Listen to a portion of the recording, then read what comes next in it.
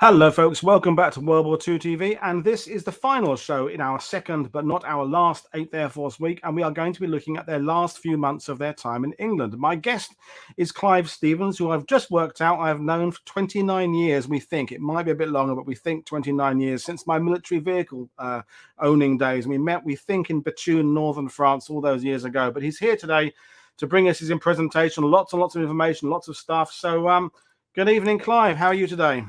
I'm very well, thank you very much. Thanks for asking me on.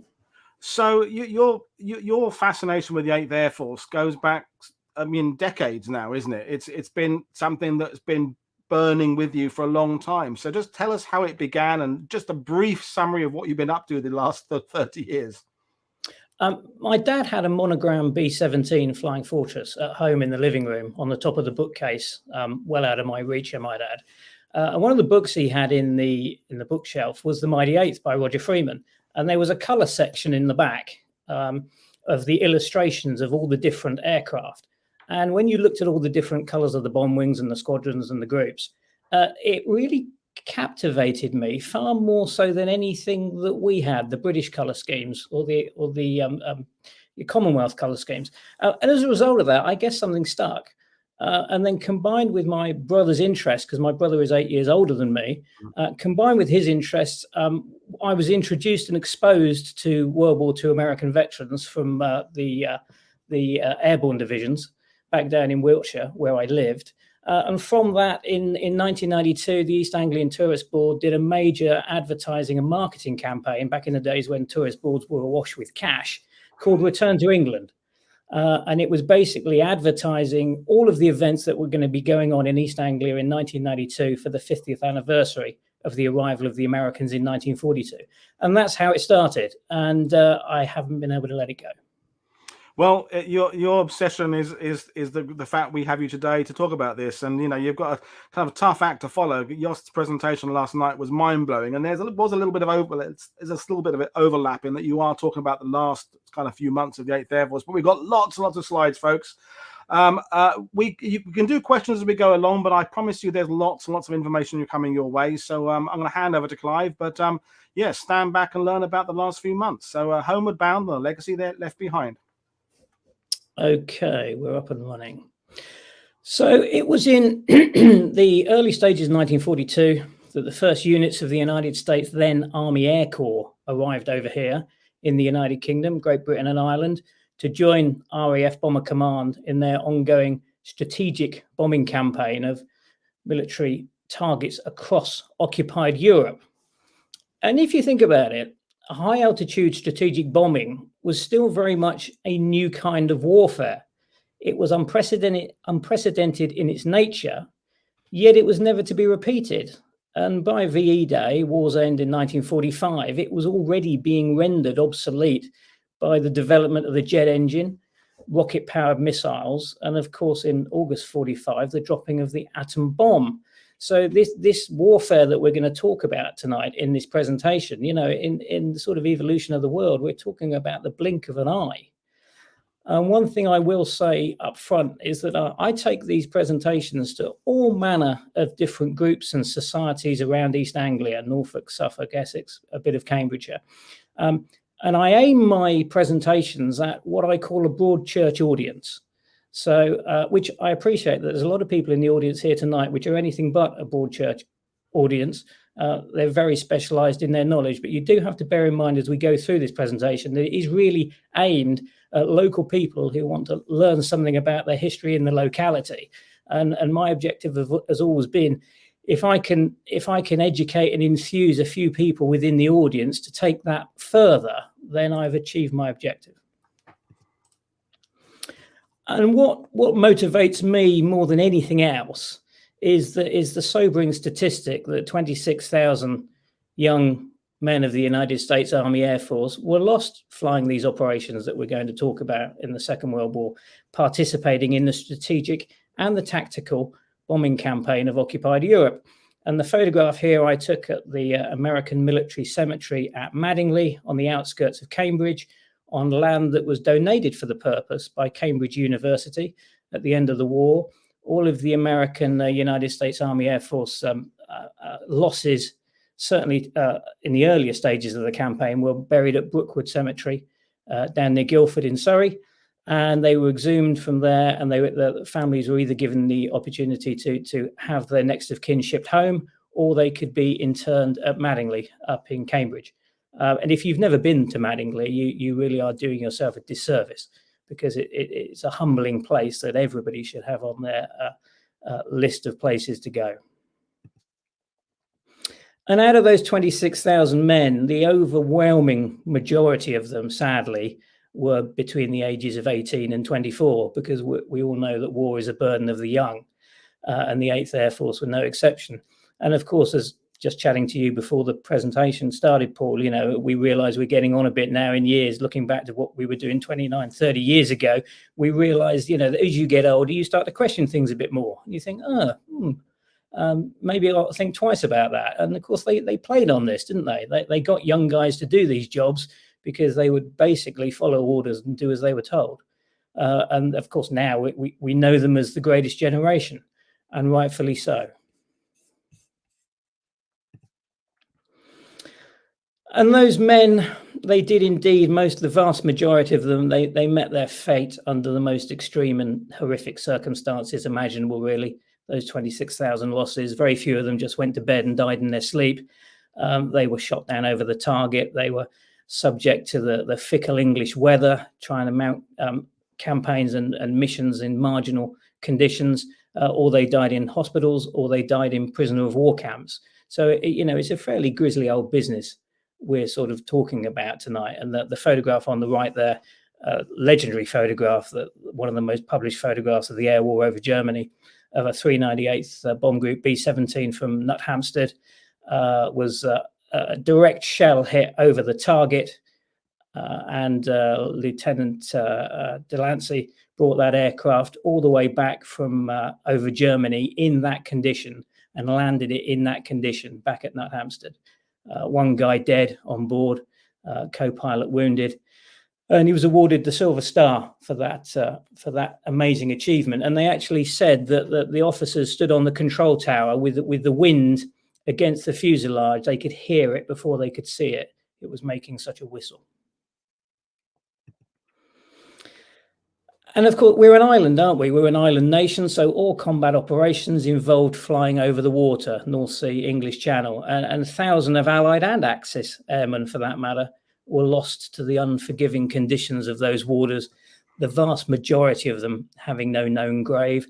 Awful lot of men mentioned on the wall of the missing at Madingley, which details those statistics. And the American artist Gil Cohen has captured this scenario quite beautifully in this painting. I don't know.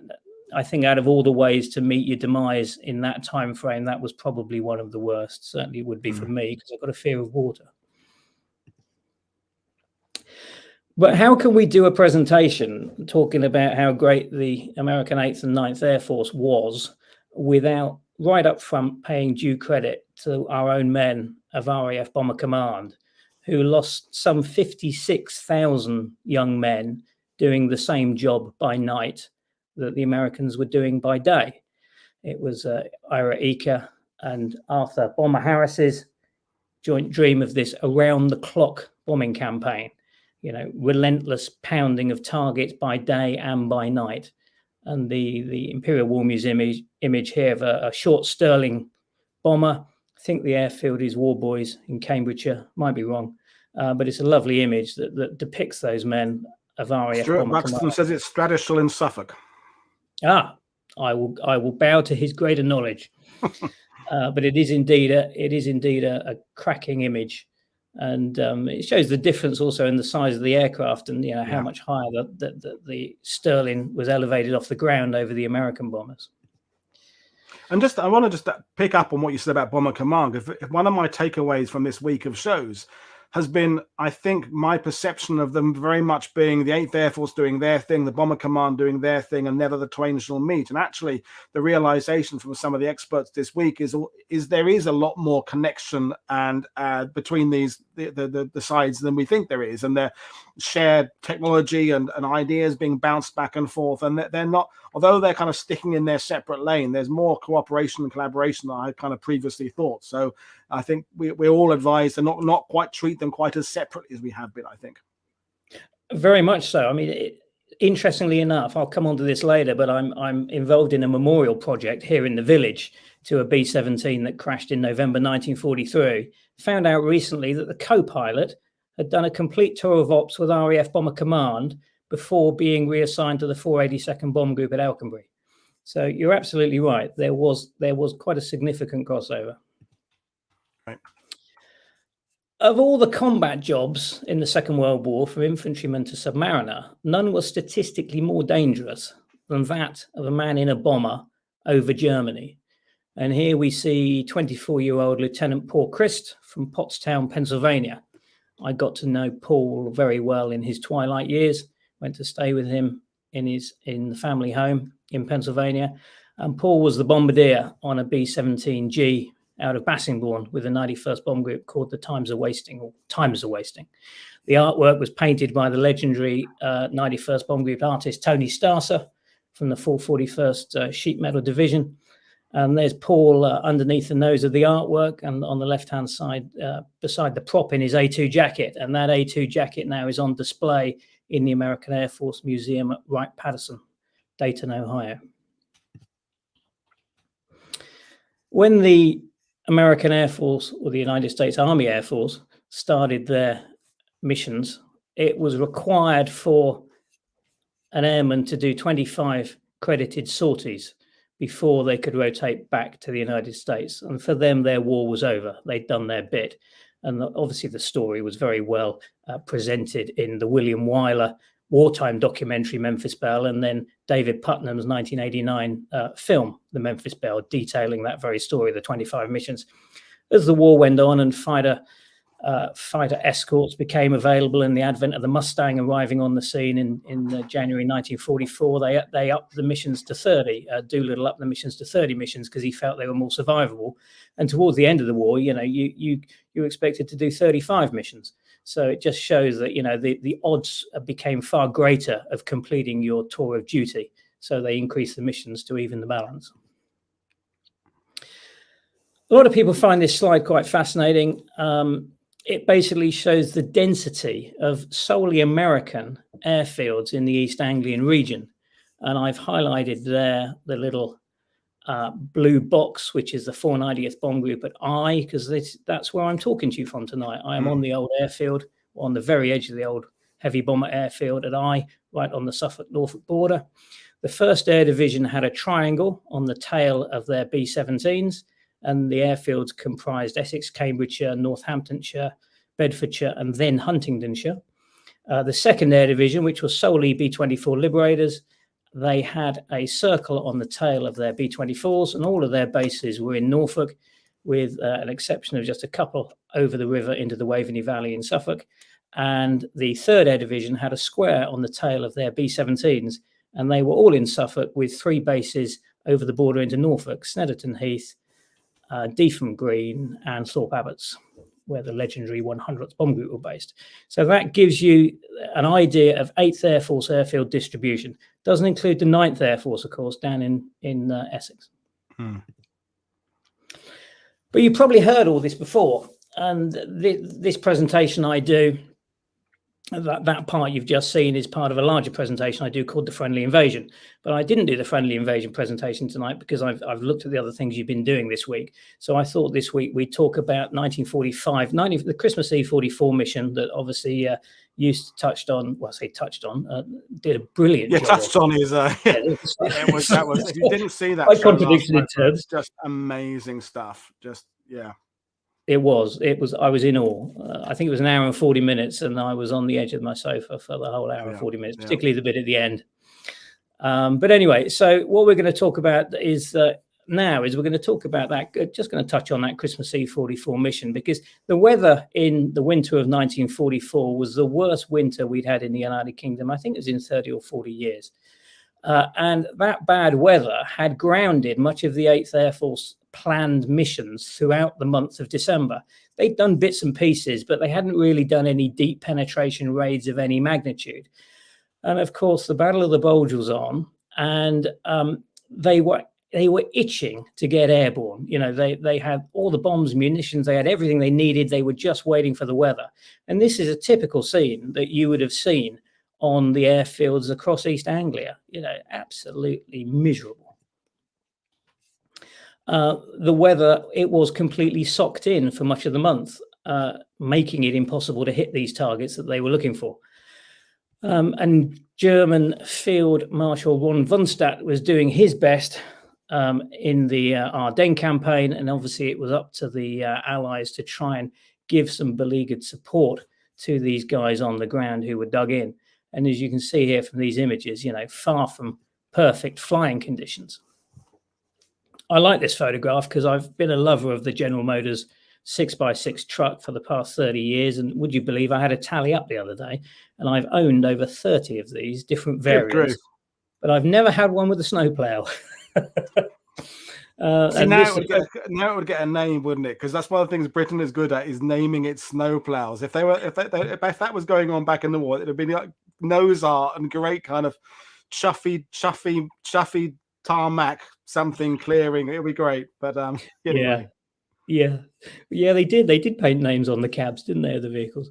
This photograph is at Bassingbourn, home of the 91st Bomb Group, and obviously they were routinely clearing the runways throughout December and well into January as well, I might add, 45, you know, in the anticipation of doing these missions. But so many times the weather over the targets just didn't lend itself, and more to the point, the weather over England didn't lend itself for launching such missions. Typical photograph here, look, of B-17G on the hard standing just up the road from here, 3.5 miles away at Thorpe Abbots. Certainly no flying there that day. And in these conditions, trying to mount, you know, large scale missions was a Herculean task. It really was. And these ground crew mechanics who really sailed through the past 80 years very much in the shadow of the air crews, and you could understandably say rightfully so, because it was the air crews who were going out each day on the missions and having their backside shot off, whereas the guys on the ground, you know, weren't. But nonetheless, what a fundamental and crucial role those ground crew men served. A rule of thumb is that each of the bases in this area had about 3,000 men on it, and it took 3,000 men to keep 30 bombers operational as a general rule of thumb. And most of those 3,000 men weren't aircrew. They were every other trade and requirement in order to keep those aircraft and those bombers operational. I look at this photograph, and interesting enough, I'll tell you a little tale. Went to Arnhem in September with the Aero Legends team in their C-47. And when we were preparing to leave Eindhoven on the Sunday afternoon to fly back to England, to North Weald, I had to go up on the wing of the C-47 because we were topping the oil up in the engines for the overwater flight back to England. And it was raining. And I had a very important job. I had to hold the umbrella so that the rain didn't go down in the oil reservoir. And I was up on the edge of the wing there, up above the engine, as we were glugging this heavy oil into the radial engines. And I was terrified I was going to slip off, because it had been raining. It was very wet. Wings are not straight and flat. You can see there from that photograph, they're angled in order to bite the air. I mean, there are incidents when you read the reports, that there's particularly one at Neddershall, the 388th Bomb Group at Neddershall Heath. There are incidents of men falling off of wings and dying. It really does make you think. Absolutely. It's come up every week, every show we've done this week. People have said, you know, kind of variations of God bless the ground crews. God, you know, our focus often is the elite forces, the commandos, the paratroopers, the pilots, the air crews, and actually, as we've always found out, there's a massive, great team behind the point of the spear, and good that you're paying credit to them. Christmas Eve, 1944. There was a window, or a weather window, of opportunity that permitted a maximum effort mission. two modern photographs, admittedly, that I've both taken down at the brilliant museum at the 493rd Bomb Group at Debwich near Woodbridge, Suffolk. I cannot labour enough what an outstanding museum this is. If there's anybody watching this and they're planning a tour to East Anglia and they want to know what to go and see, make sure you have the 493rd Museum at Debwich on your shopping list, because it is absolutely brilliant. Richard has got an extensive collection of World War II vehicles down there and an absolutely fine collection of artefacts and buildings. And as I say, this was a couple of years ago. We had snow one morning, and I managed to go down there and get a couple of pictures. But it's sort of quite atmospheric, really, and sort of sums up what it must have been like 80 odd years ago.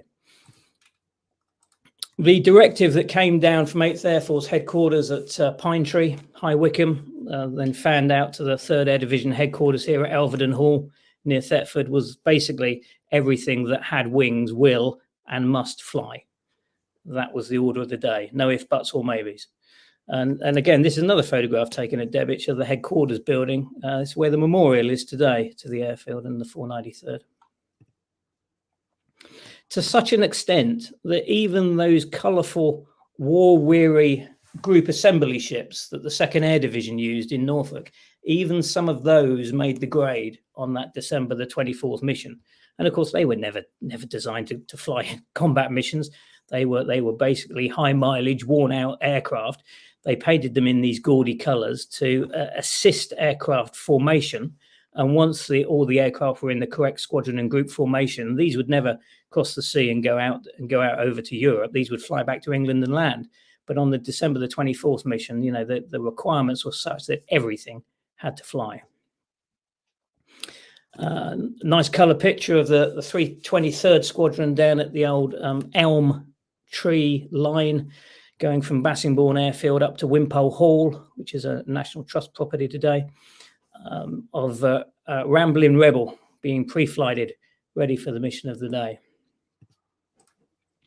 And of course, as used, went into some detail yesterday regarding the fighter operations of that mission, the weather conditions being so marginal that the fighter support, or should I say lack of fighter support in certain elements of the mission was key to some of the losses that they suffered.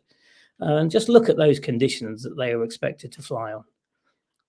Falmere, Cambridgeshire, just to the west of Duxford, and East Wrentham Airfield in Thetford Forest in Norfolk. Couldn't have been a lot of fun. Engine failure, frozen controls, and unpredictable aerodynamic characteristics, primarily due to ice accretion, were forefront in the minds of the combat crews flying those missions in late December 44 and early 45. They really did. When you go through the books, you go through Stan Bishop's losses of the 8th and the 9th, no end of aircraft crashes were attributed to the inhospitable weather conditions. Again, another photograph at Bassingbourn. You can see the original 1930s RAF Air Ministry hangars in the distance there, and the Dodge ambulance following the bomber. The 91st Catholic chaplain, Father Reagan, he was always down beside the aircraft when they took off for the mission of the day. Every mission, he never missed one. This photograph was taken by Mike Banter.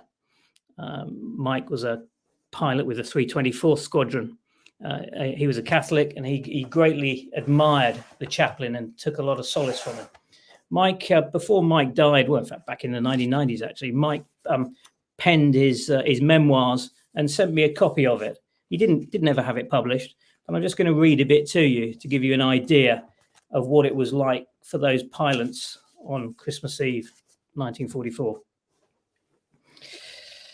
The fog was so thick, it was hard to see the second B-17 ahead of us on the taxi strip on the way to the runway. When we pulled onto the runway for takeoff, the fog was so bad that the green beacon light flashed by the control tower at the pilot to tell him it ready for takeoff was barely visible. Lieutenant Raisin and I were doubly careful as we went through our pre-flight checks.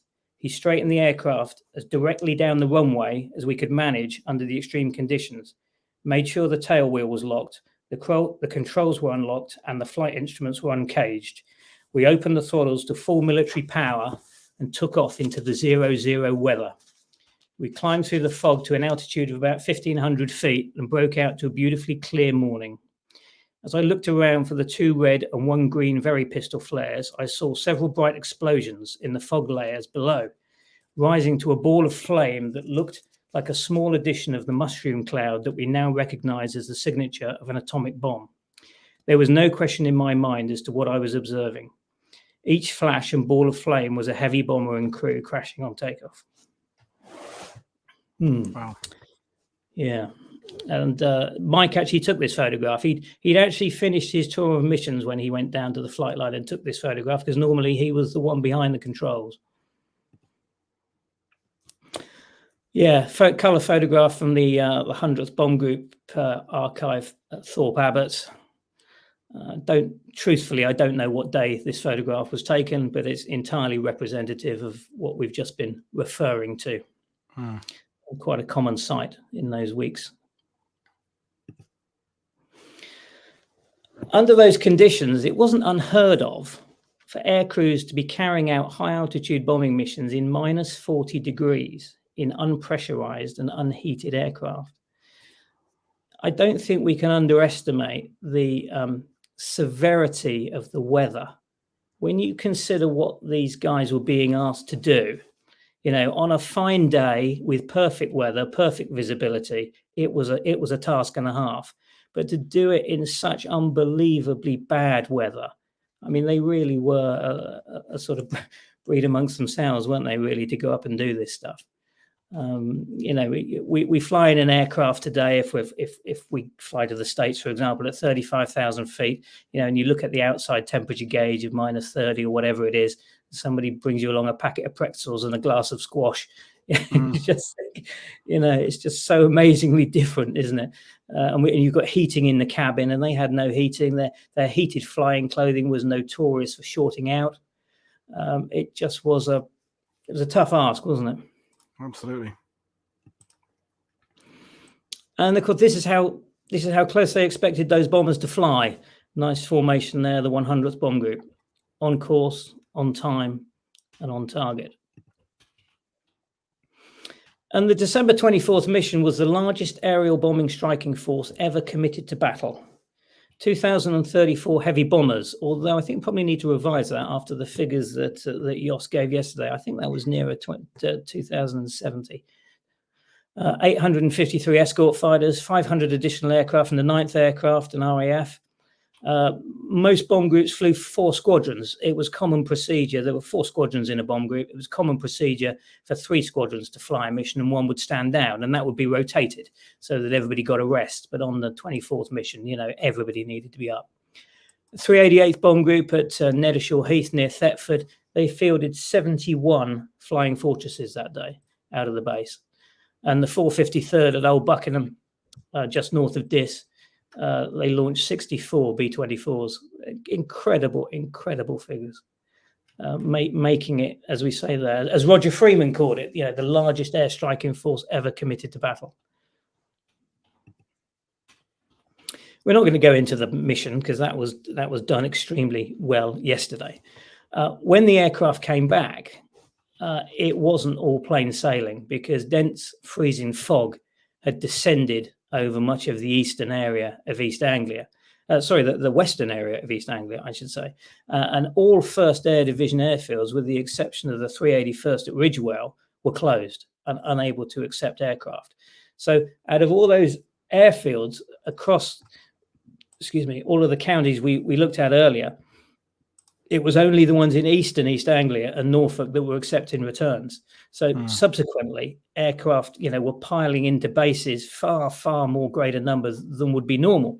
And this photograph of Rougham Airfield on the outskirts of Bury St Edmunds, home of the 94th Bomb Group, is where the 91st ended up being relocated to that evening. And I'm going to go back to Mike Banter's readings again and just give you an insight as to what it was like to be at Rougham that evening. I've lost my page.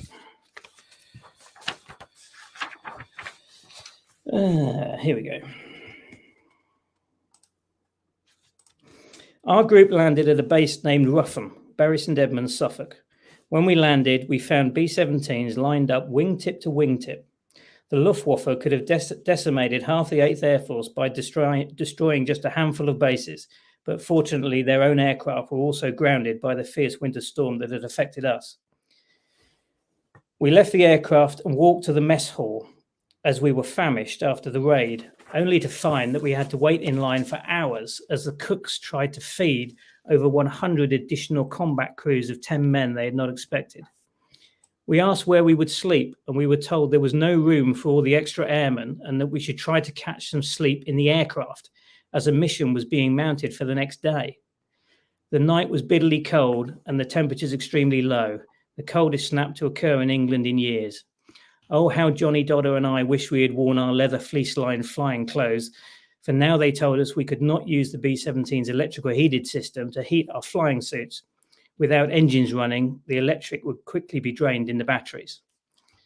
In talking about that night in years gone by, John and I both agreed we had never in our lives been as miserable as we were that Christmas Eve trying to sleep in the freezing weather because of the thin aluminium skin of the aircraft offering no insulation from the cold. I'm pretty sure I didn't sleep 30 minutes all night. At dawn, a staff car drove up to the aircraft and told us to get breakfast as a mission was being mounted for Christmas Day. I looked around and ice covered everything. The runway was iced over, they were spreading sand and salt. The telephone and electrical lines looked like they had mile-long icicles, and the wings were completely iced over. When we got back to the aircraft after breakfast, the de-icer truck was moving from plane to plane, spreading only about a pint of de-icer fluid on each wing. They didn't have anywhere near sufficient supply to properly do the job. Well, I thought to myself, after the first 2 or 3 B-17 crashes on takeoff from icing on the wings, they'll call the mission off. Fortunately, the top brass saw what they were trying to achieve was impossible, and the mission was scrubbed.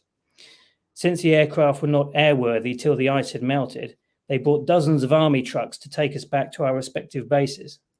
At around noon on Christmas Day, we returned to our barracks at Bassingbourn, and John and I collapsed into our bunks and slept the rest of Christmas Day. This was our one and only Christmas in England, a Christmas John and I would never forget. Wow. Great account. It is. It has never been published. And just a tribute to the aforementioned Mike Banter, who you've just heard me reading from. There's Mike on the left-hand side as the pilot, and Ray Darling, the co-pilot, on the right. There he is, obviously, in much later years with his suit on. And photograph here on the bottom left of Little Miss Mischief, which was one of the aircraft he flew, extremely well-known B-17, because it was the one that was half olive drab and half aluminium. It had a bad crash at Bassingbourn, and they got a fuselage from another aircraft, and they joined it in the middle. A lot of the model makers like to make that one, because if they can't make up their mind whether to depict a silver or a drab B-17, they can get one of 50-50. Brigadier General Castle, that was the saddest event of the day. He was leading the mission that day. His quarters were at Rougham Airfield, where Mike Banter and his crew were staying. But that morning, his driver took him down to the 487th Bomb Group at Lavenham, because the 487th were going to be leading the mission that day. And he was briefed with the 487th and flew the mission. Frederick Castle was lost on the way in before they actually hit the target, I think, from what Eust was saying yesterday. Treble 4 was the aircraft they were flying. And there's his grave with his Medal of Honor star on the headstone. And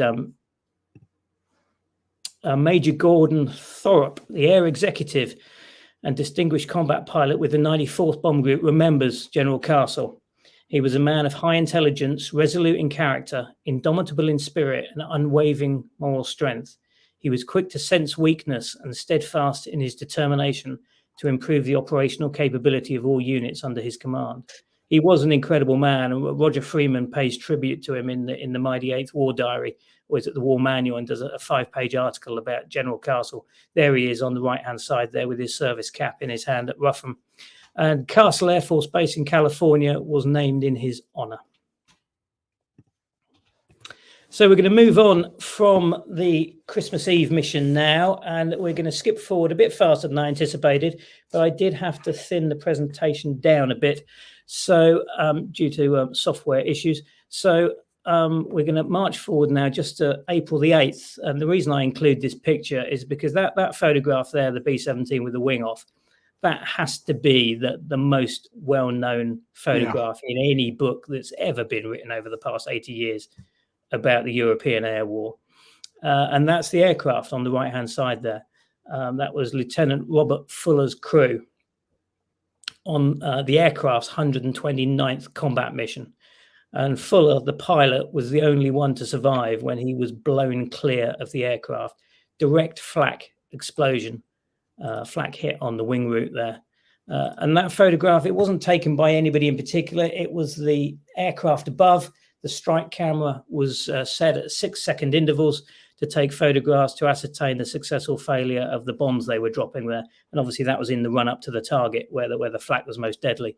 It really is an incredibly haunting photograph. And as I say, 322nd Squadron ship from Bassingbourn, 129 raids to her credit. And that same day, the Times of Wasting that we saw earlier with the photograph of Paul Christ beside also went down that day. Their target was the Stendhal Marshalling Yards. April the 8th, 1945, just 1 month to the day before VE Day. And the aircraft was believed to be on its 108th combat mission. Now, the photograph of the crew here is the original crew that did the first tour on Times of Wasting. And the guy kneeling second from the right is Lieutenant Bert Stiles. One of the best books that's ever been written about the 8th Air Force, in my opinion, was written by Bert Stiles. It's a diary, in essence, and it's called Serenade to the Big Bird. Now, the reason why I think out of the hundreds of books I've got on the United States Army Air Force, why I think this book is so special, and it would be a strong recommendation to anybody who wanted to learn more about the subject, is because Stiles, when he'd done his 30-odd missions and he was entitled to go home, he didn't go back to Denver, Colorado. He volunteered to stay on flying, and he was transferred to the 339th Fighter Group at Falmere and was flying P-51 Mustangs. Wow. And on a mission to Hanover in November 44, it's believed he had target fixation, and he flew that P-51 into the ground and was killed. All of his personal belongings were put into his footlocker and shipped back to his grieving parents in Denver. And it took them a while to bring themselves to open it. And when they did open it, they found a manuscript inside the footlocker that was Bert's book, Serenade to the Big Bird. And in 1947, I think it was, his mum published it. And it is an outstanding account because it's not been manipulated by historians. It's not been fiddled with, mucked about. It is as Bert wrote it when he came home from those raids in those B-17s, got onto his bunk in his barracks and wrote down how he was feeling. And it's such an interesting account because it's not all about the war. You know, it talks about the election campaign in America, in his hometown, and these sort of things that were important to him. It talks about love letters he gets from girlfriends, his interaction with children. He talks about going down to London during an air raid and being down in the underground, and a girl there, a young girl with her mother, who is desperate to go to the toilet, but her mother's too exhausted and too weak to get up and take her. So Bert, you know, in his dress uniform, picks this little girl up off the railway platform in the underground and takes her. She knows the way, he doesn't.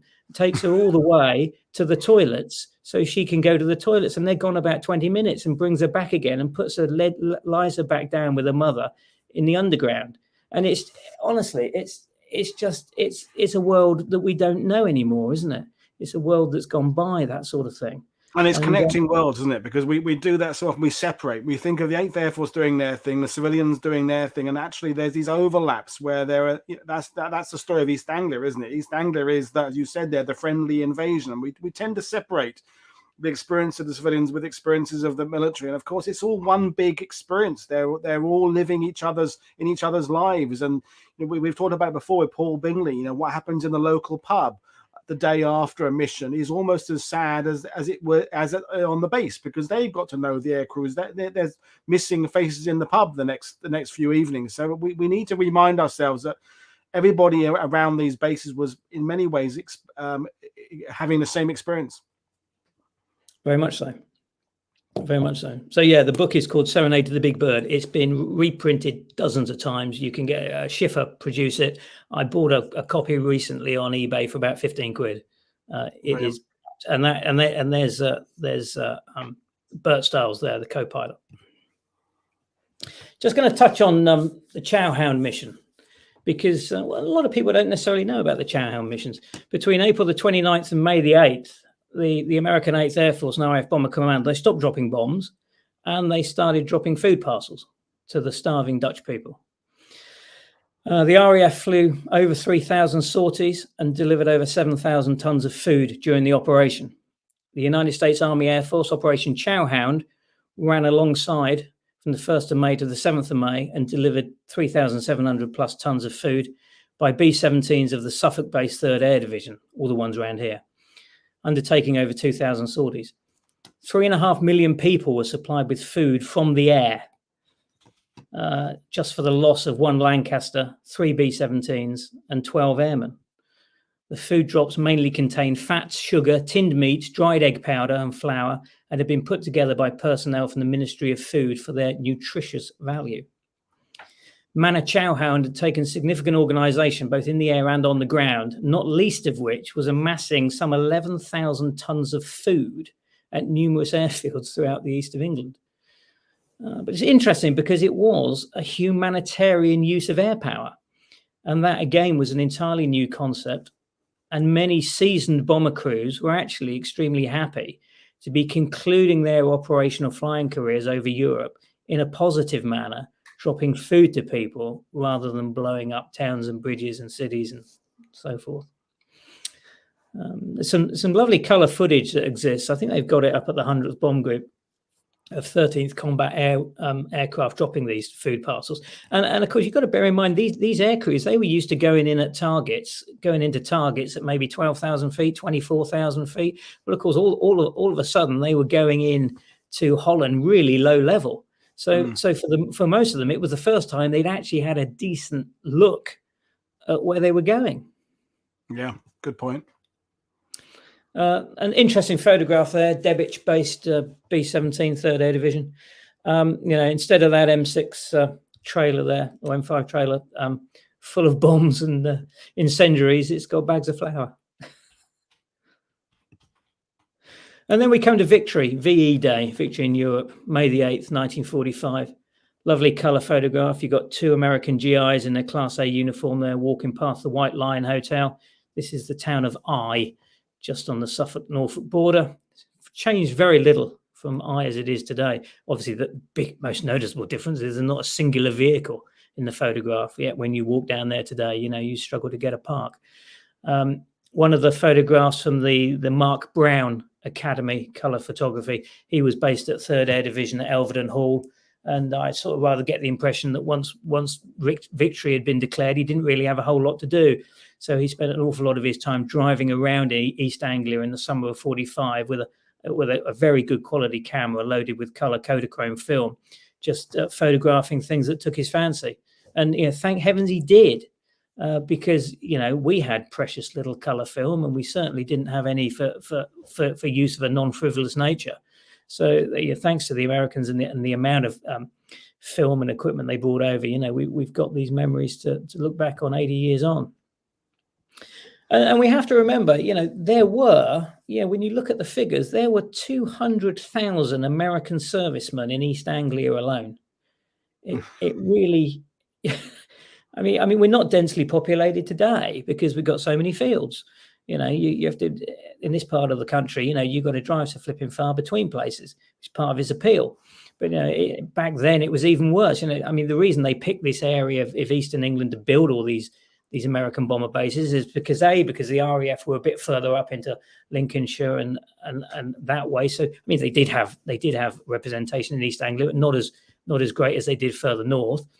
And obviously it's the closest bit to Germany, so it was easiest to get back to. Very few built up towns and cities and that sort of thing, industry. And so, hazards to flying navigation. So it made perfect sense to build them. They called Great Britain the aircraft carrier anchored off of mainland Europe, and East Anglia was the flight deck. Yeah, absolutely. And I was going to ask, it seems an appropriate time in all your years of studying the 8th Air Force. It seems to me that generally people's interest tails off when you get to 1945. I mean, you have those highlight or low light, depending on your point of view. You have Big Week in 44, and of course Mission 760 that you talked about and Yost talks about yesterday. But really, the winding down period, I think a lot of people just kind of skip straight from the Battle of the Bulge to VE Day. We talked about it last couple of days.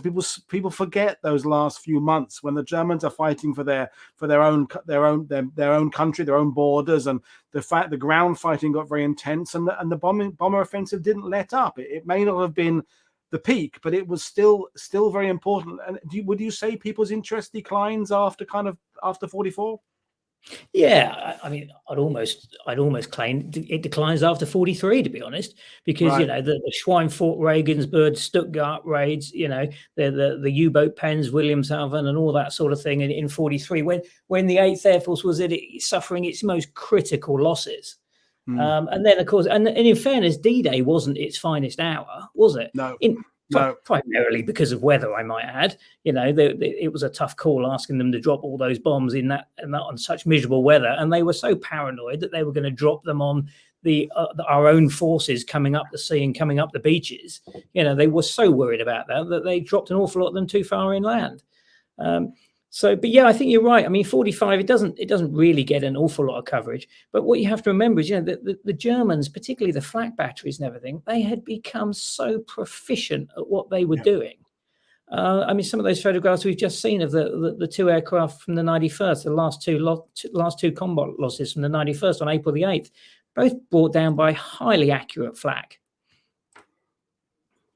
No, absolutely. And by the summer of 45, some 3 million GIs had passed through the British Isles, and convoys like this, certainly down in the central West Country, Wiltshire, where I came from, convoys like this in the weeks leading up to D-Day were an everyday sight on the roads. You speak to people in Marlborough and Hungerford and Newbury and those areas. These convoys were just going through day and night. They were coming primarily from the northern ports of Manchester, Liverpool, that sort of thing, and they were ferrying all the equipment down to Salisbury Plain in the lead up to D-Day, which of course was the push from the south coast. And of course it all stopped. By the summer of 45, everybody was going home. These convoys wound up. A little interesting point, returning Great Britain to the British, is another subject that historians hardly ever touch on. At peak strength, and by peak strength we mean May 44, just a month before D-Day, there were over 1.5 million American servicemen within the UK. In January 1945, Eisenhower had allocated 3,000 American combat engineers to assist in repairing bomb damage in London. I never knew that, so I looked it up. Wow. American casualties hospitalized in the UK peaked at 129,000 in February 45, including 23,000 combat infantry soldiers suffering from trench foot, pneumonia, and frostbite. Clearly, Battle of the Bulge, or large proportion. And the very last American installation to be returned to the British government was Honington Airfield in Suffolk on 26th of February 1946. You have to remember, the American Air Force didn't exist as an entity in its own right until 1947. The Air Force was part of the Army. It was called the United States Army Air Force, USAAF. And so it was from 47 onwards that American Air Force units started to trickle back into the UK. Shepherd's Grove near Bury St Edmunds, Mildenhall, Lakenheath, so on and so forth. Sculthorpe, a lot of names from the past, Greenham Common, Fairford, all American installations in the post-war years. I always like this picture. It always raises an eyebrow when I do these presentations locally, but it's Stowmarket High Street. And I mean, it is a scene right out of Dad's Army. You've got the bank here on the left-hand side, Barclays Bank, not Swallows Bank, but you've got Stead & Simpsons on the right-hand side there. Look, probably Timothy White's up round the corner. The bus is going to Walsham-le-Willows, and you've got your telephone box, your post box, the Jeep and the truck, the Jeep and the bus. It's such a shame that photograph is in colour, because what a beautiful representation of Britain in wartime that would be. And of course, the parades of all the GIs, these particular GIs are black GIs. They're Afro-Americans from 9th Engineer Command, or at least they were known as 9th Engineer Command once they got into Europe after D-Day. I think it would have been the 923rd Engineer Aviation Regiment at this stage. And they were based at Hawley Park between Bury St Edmunds and Stowmarket. And they constructed an awful lot of the airfields in East Anglia. Once the airfields were constructed, they were then responsible for their maintenance and airfield defence. But, it was sites like this, vast numbers of troops in smartly cut Class A uniforms and things, it was no more. They were heading home. And some of these aircraft, they were like second-hand high-mileage taxis. They really were, when you look at the state of some of them with wings replaced and tails replaced, engines changed, tailplanes changed, they really were in a fairly ropey old condition. This is a 447th B-17 from Rattlesden. Might even be bit of lace. I'm not sure. I'd need to check the serial number. But you can see all the paint flaking off. It's had a hard war, hasn't it? It's the old Trigger's broom analogy, isn't it? When you see about some of those warbirds that have done 143 missions or something, well, bits of it have, but bits of it were riveted on Tuesday. So it's an on, and that's again brings us back to the incredible work of the ground crews to keep these aircraft. I mean, when yesterday said it was over, I think it's over 300 or nearly 500 of the aircraft were damaged on that December the 24th. Mission, and that can be just a few bullet holes to a dent to replacing whole sections. So just constant work. And there's some of those aircraft at the end of the war were you couldn't really see where the patches began and the original fuselage started. Just amazing stuff. No, I mean, if I was a pilot in 1945, I think I'd have been twitchy about flying some of those back across the Atlantic, to be honest. Yeah, definitely. There we go. This is a nice photograph. Again, 447th Bomb Group up from Rattlesden Airfield in Suffolk. But look how tight those formations flew.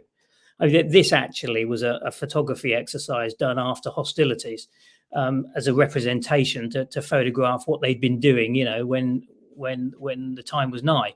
But I mean, it's they're brilliant images. They really are, and it just shows how closely those aircraft tucked in next to each other in the diamond formation and in the box formation for maximum defense of the mission.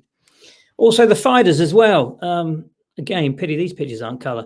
This is the 78th Fighter Group at Duxford. Of course, Duxford was an RAF Battle of Britain airfield taken over by the 78th Fighter Group in 1944 when the RAF moved out.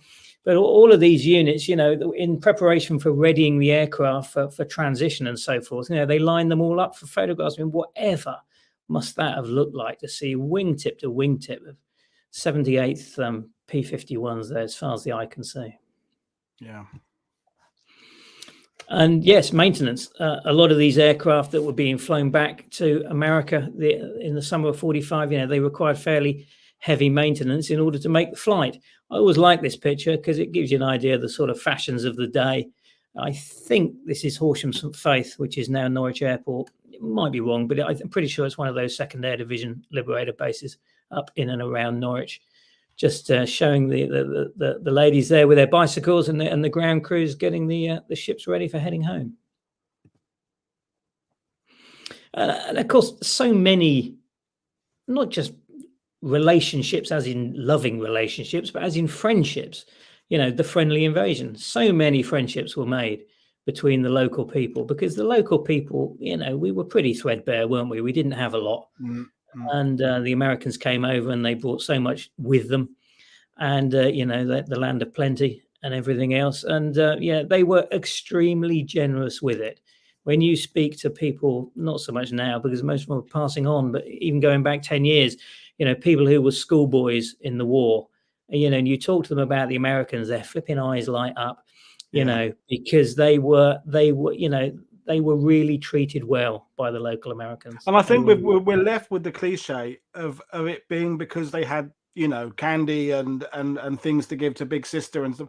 But I think that's not being clear about how affectionate the relationship was. It wasn't just about stuff. Sure, there was a material value of knowing a Yank because he could bring you a couple of tins of peaches from the mess, but it was more about a real sense of friendship. I think Paul Bingley said that on his first show on World War II TV, is that thinking about it in terms of getting a few extra rations is not really honouring the deep relationship. My grandmother grew up, so she was in Bulmer near Sudbury, and the American airmen around then they were kind of acting as almost surrogate fathers for the kids in the village, because their fathers were in the Burma or they were away in the Royal Navy, and so it was far more than just bringing candy. I think that's important to get across. It was. Sadly, it's been completely, the reality of it has been completely overshadowed by the tittle tattle, if I'm honest. This photograph on the right here, the schoolboy there on the right, the young lad, that's Eric Noy from Hawley, just outside of Stowmarket, and that's the family farmhouse, and that's an American officer from the 34th Bomb Group at Mendlesham. Coming up, had a big fascination for their donkey, and the donkey, and they actually the kids called the donkey Libby, named in honor of the liberators that the 34th Bomb Group had when they turned up at Mendlesham. There's so many stories like this, so many. Yeah. And those aircraft were prepped and readied, and instead of bomb bays loaded with bombs, the bomb bays were loaded with luggage. And one by one, those aircraft headed back home on that island hopping exercise, primarily by the Northern Ferry route, some by the Southern Ferry route, back to America, up over Scotland, Prestwick, up to Iceland, Greenland, down over the Hudson, and down into the eastern areas of America, and then on down to wherever they were destined to go, where the unit was being assigned to go back to. So for the very last time, the tremendous roar of aircraft engines filled the air, and then they were gone. Another well-documented photograph, 381st Bomb Group at Ridgewell, which I know you've done a lot with on World War II TV over the months. But nonetheless, just what an incredible, incredible image of those fortresses, one after the other, doing the elephant walk out onto the outer perimeter track, taxiing onto the active runway of the day. And the same up in Norfolk for the 2nd Air Division. Here we've got the 44th Bomb Group at Shipdham, just on the outskirts of Dereham, again waiting departure. And you've got all the emergency crews there with the Dodge ambulances and the Federal Wrecker and the Cletrax and Chevrolet bomb trucks and everything ready, so that in the event of one of them falters, they can be first out there. Another brilliant, brilliant picture. It is great. And it came up in the sidebar, Clive. Was there any consideration of just not taking the aircraft back and just simply leaving them or scrapping them? Because, I mean, obviously the war is still going on in the Far East, so there is theoretically a potential need for them. But given how many thousands were still being made in the US, was there ever a consideration of just leaving them in the UK? I truthfully don't know. But I have never, ever heard any discussions along those lines. Everything I've ever read and seen, it was almost like a foregone conclusion that they were all going back to the States, which is slightly bizarre because, of course, as we know, as being sort of vehicle owners over the years under the Lend-Lease program, of course, nearly all of the vehicles didn't go back to the States. Yeah. No, it's just interesting, I mean, because they. It was a Herculean effort to get them over in the first place, but it was another Herculean effort to get them all back again. Yeah, and I suppose at the same time they had an awful lot of guys to get home as well, and it was another means, because when these bombers flew home, they didn't just fly home with a 10-man crew. I mean, they loaded them in there like sardines. Yeah, true. Yeah, lovely photograph. It's Horsham St Faith, which is now Norwich Airport, just north of the city itself. Farewell, Yanks, we'll miss you. And this, what you see here with all the civilians coming out to wave them off, I mean, this happened on every airfield across the region. The photograph is Norwich, but it could actually represent any one of them. I've got archive 8mm film taken here on the airfield I by Arnold Delmonico, who was the photo officer for the 490th. And in the cine film, you can see all the locals at the end of the runway on the checker trailer, waving the B-17s off one after another as they left. And the headline in the Bury Free Press in 1946, stirring farewell as last fortress left. The fortress revs up, Old Glory comes down, and Brigadier General Keel says farewell. Can't see it on the TV screens. But nonetheless, it was a large enough story to warrant the front page of the local rag. And again, it's very poignant. You think of the number of bombers that flew over Bury St Edmunds in the war years, and then all of a sudden, it's gone. Yeah. After 3 years of having their world turned upside down, the East Anglian population would finally see calm fully restored to the locality. And I love that picture on the left. I don't know where it is. I don't know who the old boy is with the moustache and the half and half in his hand, but it's just a cracking, social history. Some very English teeth there amongst the very American teeth, if we're being honest as well.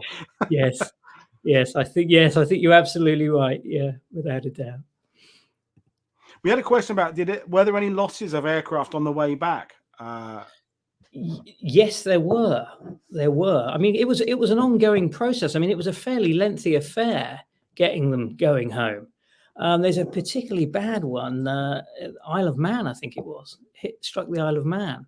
But yes, I can't give you the exact details, but there's more than one incident of losses. And in fact, one of them is a particularly tragic story because the aircraft was full of army nurses. So it's a particular. That rings a bell somewhere. That rings a bell. Yeah, I mean, particularly tragic stories. You think these combat crews, everything they've gone through over Germany, over the targets, trying to be shot down, and then you lose your life on what is in essence a ferry flight. It's terribly sad. And of course, once the aircraft, the physical aircraft had left the airfields, it was left to the ground echelons that were remaining to continue the clear up campaign before heading home. And this is the 493rd Bomb Group ground echelon from Debich. And with a little bit of local knowledge, I was able to pinpoint that photograph exactly as 6 Mile Bottom in Newmarket.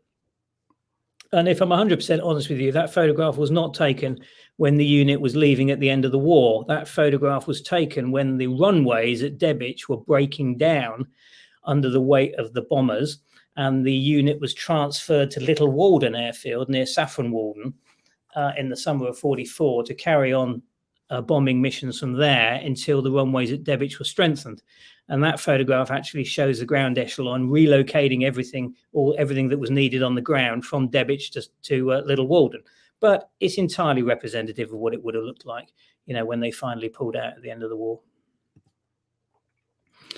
And the luxury liners, RMS Queen Mary, Queen Elizabeth, that returned thousands of American GIs and Canadian servicemen safely back across the North Atlantic at the end of the war.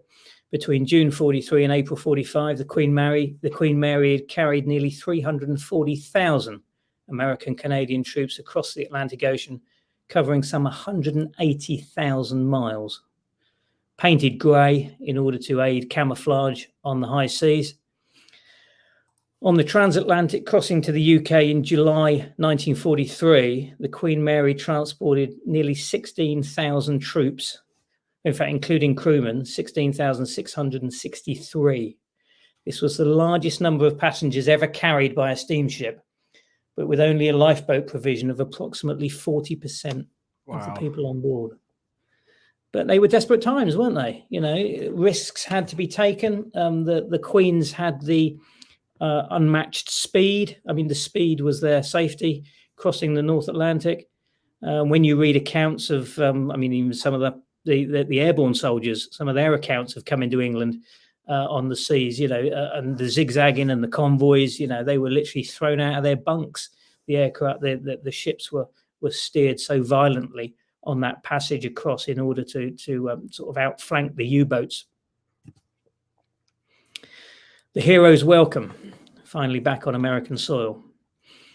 A smile for the camera disguises the trauma that many of these combat-weary men were suffering. After everything they'd endured, for the majority, they were simply expected to revert back to civilian life with little or no assistance. So far removed from today, with our understanding today of mental illness and PTSD and combat fatigue and all this sort of thing, that sort of thing wasn't really very well known or understood back in those days. And these guys, as I say, a smile for the camera disguising, everything they'd seen. They were young lads from the four corners of America. They'd been thrown into a war zone. If they'd survived, a lot of them were ex-prisoners of war, so they'd seen fairly horrific things in prisoner of war camps. And then, coming back into civilian life, expecting to integrate into the civilian life they'd left in order to go to war. I mean, it's a credit to that generation, isn't it? Yeah, and also because they had such different experiences, and you could be, I mean, it's the Best Years of Our Lives film. I mean, you could be an 8th Air Force veteran who's actually really only spent a few hours in the absolute teeth of danger over Germany, compared to someone who's been a foot slugger in infantry, might have spent 2 years battling through Sicily and Italy and up into Austria. But how can you compare those experiences? How can you compare, like we had with Yost yesterday, that intensity of flying over Germany and all that, the flak, the enemy aircraft, and slugging it out on the ground, and then there you are, you're a medical professional back in the US or the UK, trying to deal with all these veterans whose experiences are so different, and yet there was probably no treatment for them, and then if what there was would be a blanket treatment for everybody when they've all got different problems, different issues. Yeah. Incredible. Yeah, really is. Some of the airfields that remained would be used for military usage. Some would be used for commercial flying, like Stansted Airport was a B-26 medium bomber base for the 9th Air Force. Norwich Airport, home of the American Liberators and 2nd Air Division. Others would be left for nature to reclaim and go back from where they'd originally come from before the land was requisitioned, Ridgewell being a reasonably good example. This photograph is Shipdham, one of the runways at Shipdham. I was working up there one day and I thought I'd go up onto the old runway and have me lunch. So I stopped the van and had a nibble, and suddenly this storm came in. It just made for quite an evocative photograph. Nearly all of those 8th Air Force heavy bombers met their fate in the American desert. Kingman, Arizona, Walnut Ridge, Arkansas. Awful lot went to Chino in California as well. But this lower photograph, the color one, is Kingman, Arizona. And I know that because I've been there.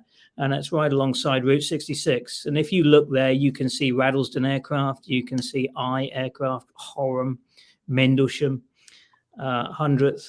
They're all out there, sat in the sun. And then, obviously, there's so many. Some bright spark at the Office of Aircraft Disposal at the War Assets Administration in Washington thought to themselves, blimey, we could flog a few of these. And so they did. By January the 31st, 1946, that was the list of what was available. And if you had the money, you could go and buy, within reason, whatever you wanted. C-47s, Dakotas, obviously the pre-war civilian airliner, was one of the most popular aircraft to go because, you could get hold of those, convert them back to civilian usage and set yourself up as a small airline. By July 47, some 65,000 aircraft had already been disposed of. 35,000 sold for civilian use. It's quite incredible, isn't it? 35,000 of those aircraft sold for civilian use.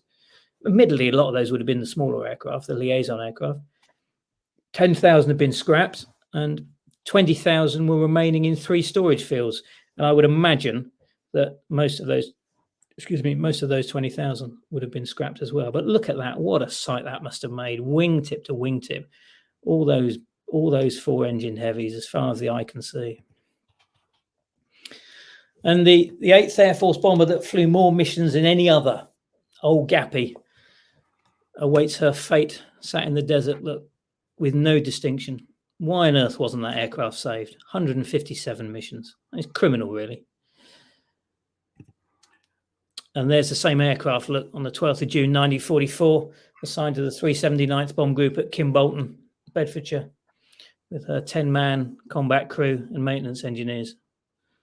Just flip back. You refer to that really interesting point about how those aircraft were seen by everybody in 1945, 46, 47. They were seen as the past that we have just left behind. There's a new era ahead of us. Churchill is out in the UK. Roosevelt's dead in the US. Hitler's dead. Okay, Stalin is still there, but there's a new vision. There's a new dream. for all the warbird aficionados watching this who would love to have think, why aren't there a few more B-17s, a few more B-24s or around now? That wasn't the collective thought in 45, 46. The collective thought was, well done. They have served their purpose. Yep. I want a TV dinners and a new life and working benefits of working mothers, and I want a car that I can run, and I want to go on holiday, and that's the world that we had fought for. That's what we wanted. Yeah, absolutely. Yeah. We're all guilty, aren't we, of looking at things through our own narrow-minded mindsets and the rose-tinted spectacles of 8 decades later, without stopping to think what was the mindset of those guys. And you're absolutely right, and that's why there's so few exist today. Extraordinary. I mean, even 909, a top-scoring aircraft of the 91st Bomb Group, very, very well known. I was lucky enough to meet 2 or 3 of the veterans who flew on that aircraft over the years. Chopped up. Didn't even save the nose art. They didn't even cut around the nose art like they did with some of them. Another fortress dies. The guillotine came down 4 times, once behind the pilot's position, once behind the radio room, and once on each wing. And then straight into the furnace it went. And that's your B-17 there on the right-hand side, looking like bars of chocolate. Yeah. But we do have to consider that, melted down World War II aircraft paved the way for the next generation of exciting new USAF aircraft, such as the mighty Convair B-36 Peacemaker intercontinental nuclear missile. The nickname was 6 turning and 4 burning, because it had 6 pushing propellers and 4 jets. And how I would love to have seen one of those fly.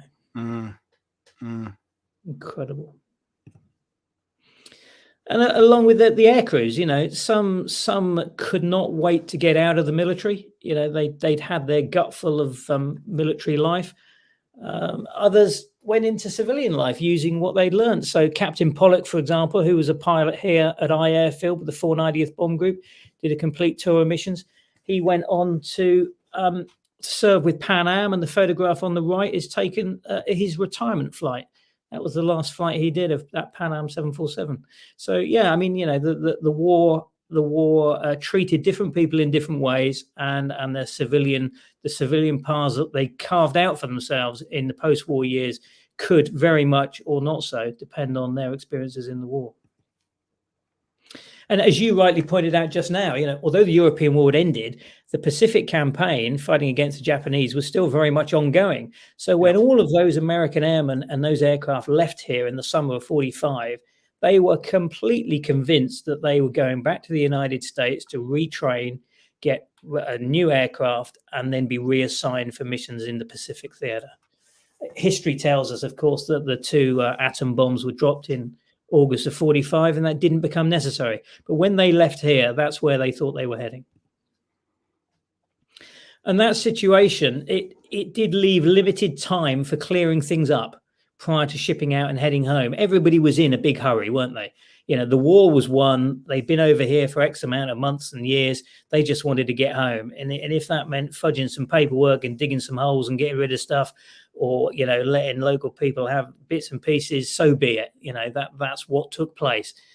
And I mean, when you look at this photograph, this is Raiden Airfield, I think, 353rd Fighter Group, just a box of, pile of ammunition boxes. I mean, God blimey, the quantities of stuff they had. And again, this is definitely Raiden, because it says 353rd Fighter Group on the front of the clear track. The whole country was literally overflowing with army surplus, even though it was far from surplus and most of it still had a legitimate owner. But look at those jerry cans. Yeah. And of course, there's a lot of this stuff still kicking about in farms locally around here, just like Normandy. The finds that have been discovered in people's barns in Normandy. It's thinning out now, but I mean, I remember back, because I grew up in Colchester, so I was near Wormingford and Boxted, so more than 9th Air Force. I had to pedal a bit further to get towards the 8th Air Force, but I remember businesses near those airfields back when I was a kid in the 80s, where everything they had was made out of war stuff. Their desks, their storage. They had like these warehouses that were like that kind of bolt together rack system you see today, but it was all made out of ammo boxes. It was all that kind of stuff. That was they used to they used to cycle around. on US Air Force bicycles and jerry cans packed everywhere. I mean, I'm sure a lot of that stuff has just worn out and been thrown away now. But as a kid, sort of going back 40 years ago, it was everywhere in East Anglia, wasn't it? Just everywhere. It was very much so. Yeah, very much so. Airfield ponds, local gravel pits, and domestic rubbish dumps were extensively used by the departing Americans in their haste to evacuate. It's not particularly well known, but I mean, it's a point of fact. The clear up. I always sort of say this, and the people in the audience sort of chuckle. That ruddy girt hole them Yanks were digging was big enough to fit 6 London buses inside. You never did see such a pile of slop. That's the folklore, isn't it? When you speak to these old boys, to hell, boy, they dug that ruddy great hole. You never seen anything so big. They put everything in there. They put aircraft engines. They put tools. They drove jeeps in there. They covered it all over. It's still there, We've all heard it. We've all heard those stories over the past, well, in my experience, 30 plus years of, reminiscences of what people saw. And I'm sure some of them are true. I really am. I think most of them have an element of truth. I don't think it was quite as was described. Well, we could go down a rabbit hole of our early days in the military vehicle. When I had my first Morris commercial C8 when I was 21 or something, so I don't know whether year it was, but I drive it around the streets where it's, there's some of them buried down the road. There's jeeps buried. Everybody had a story about the Yanks leaving behind. There's trucks over there. They're buried in that wood. And, most of them weren't true, but there must have been enough that were true to keep those stories going. Yeah. Yeah. I mean, there's a Sherman tank turret in the woods just outside of Newbury, just off the A4. And, of course, it is a Sherman tank turret, but it was used for demolition practice. So it wasn't like straight off of a Sherman with the gun barrel and the breech and all the mechanism still in it, but it is a Sherman tank turret. This is how these things got sort of construed over the years. But a nice aerial photograph of the strategic air depot at Honington, which is where all the major heavy maintenance for the 3rd Air Division B-17s were done. And if we look at this aerial picture, you can see all the wings and the different tail sections there. And then if we take the next photograph, you can see all of those Fortress fuselages lined up, as far as the eye can see. Reclamation Area M, as it says in the photographs, which must imply that there's other reclamation areas, at least A to N. Yeah. Which gives you an impression of the vastness of these scrapyards, for want of a better term. And when you look at these photographs, look at the Strategic Air Depot at Watton for the 2nd Air Division, it really does start to give you what a Herculean task it must have been, tidying up, clearing up, and moving out. I mean, there was just so much stuff, wasn't there? So much. Every conceivable item. And then you've got all the ordnance. I mean, the ordnance is another story in its own right. We haven't got time to touch on that tonight. The stories of the bicycles. I'm sure you've heard of the stories of the bicycles and the bulldozers. They were so worried that the bottom was going to drop out of the civilian market, that they gathered all these American Army Air Force bicycles on the bases, and they drove bulldozers up and down over them to completely destroy them. And we look at it. I have a feeling that it was because Raleigh bicycles are near Birmingham or Coventry somewhere, aren't they? I think Raleigh. I think so. Certainly in the Midlands. I'm fairly sure in 1945, while the members of Parliament for Birmingham West or something stood up there in Parliament and said, "Look, Raleigh has been producing Sten guns and stuff for the whole war. We want our industry to get back on its feet, but on its wheels." And that's what you're talking about. If they had been put out of business because of the thousands and thousands of Yank bicycles left in England, it would have been a weird price to pay for helping to win the victory. So I've heard that. Well, it's not a story that just thousands of bicycles just trashed to save the British bike industry. Yeah, and I get it. Stuff. I totally get it. It must have seemed extremely wasteful at the time to the locals, and you can have imagined the bad feeling that something like that would have created. But it was entirely necessary when you look at it with a wider angle. We're going to come on to the second part of the presentation now, and I'm calling it the detectorists. So we've spoken about, obviously, the dates up until the end of the war. I did say at the start that there would be an element on reflection, looking back after 80 years to see what was left behind. And starting in October 2009, I was lucky enough to be on the peripheral of a group of fairly seasoned diggers who dug up various different aircraft over the years and crash sites on a dump site excavation, or what we believed to be a dump site excavation in the Waveney Valley. But before we do that, going back to what we said at the start about my interest, I just thought I'd show these two pictures here, because a photograph top right, that's me in the middle there with a hat that doesn't fit. And I'm 17 years old there. I'm still in sixth form. And my dad and my mum have driven me up from Marlborough in Wiltshire to the 91st Bomb Group reunion at Bassingbourn in May 1992. And that guy who's signing my book there is David Hedimer, who was a pilot in the 323rd Squadron and also did 3 nose arts, quite well-known nose arts, Old Battle Axe, Bombardier, forget the other one. And the guy on the right, looking at my copy of the Mighty Eight, is Willis Shilley. He was the pilot of 909. And the guy in the background with the suit, with the tie on, is Charlie Hadstock, who was the pilot of Seattle Sleeper, who did about 3 missions and then became a prisoner of war. And that day, May the 8th, 1992, that day changed my life, because it made me realize that old people could be interesting and that they had a story to tell that was worthy of listening to. And I've never lost the spark that was created that day when I was still at school. And the photograph below, that was about a month later, and that was the 95th Bomb Group reunion at Horham. In fact, I'm wearing in that photograph, I'm wearing a 91st Bomb Group baseball cap with a big triangle A on it, which had been given to me by one of the Yanks at that event above. And we're in the back of George Roper's command car there at Horham. And I just want to impress upon you, that 50th anniversary, there was so much good to come out of that 50th anniversary event that the East Anglian Tourist Board did. And this year, of course, this year just gone, it is the 80th anniversary just gone. And of course, other than a token gesture event at Duxford, there was virtually nothing. But it's a sign of the times, and I get that. I just, again, through rose-tinted spectacles, I wish I could relive all of those brilliant reunions I went to that year, and that first got me hooked. But going back to the excavations, the first one we did before the big one was at Oakley Village, which is about 1.5 miles from where we are now. And there was a household refuse dump there that was believed to have been used extensively by the units in the Waveney Valley, the American Air Force units. So a group of us went down there one day with the permission from the landowner and the farmer, with a 360 digger. And in fact, that's the landowner there, Peter West. He's still alive now. I think he's 94 or 95 now. He had a particular interest because he was in the ATC during the war. He was in reserved occupation because his father was the landowner that the Americans requisitioned, or should I say the Air Ministry requisitioned the land to build the airfield here at I. But Peter used to go flying with the Americans regularly as a 15-year-old. He was in the Air Cadets. He'd have his Air Cadets uniform on. His dad was on very good relations with the base commander. And he had no end of flights in B-17s from the airfield here as a 15-year-old kid.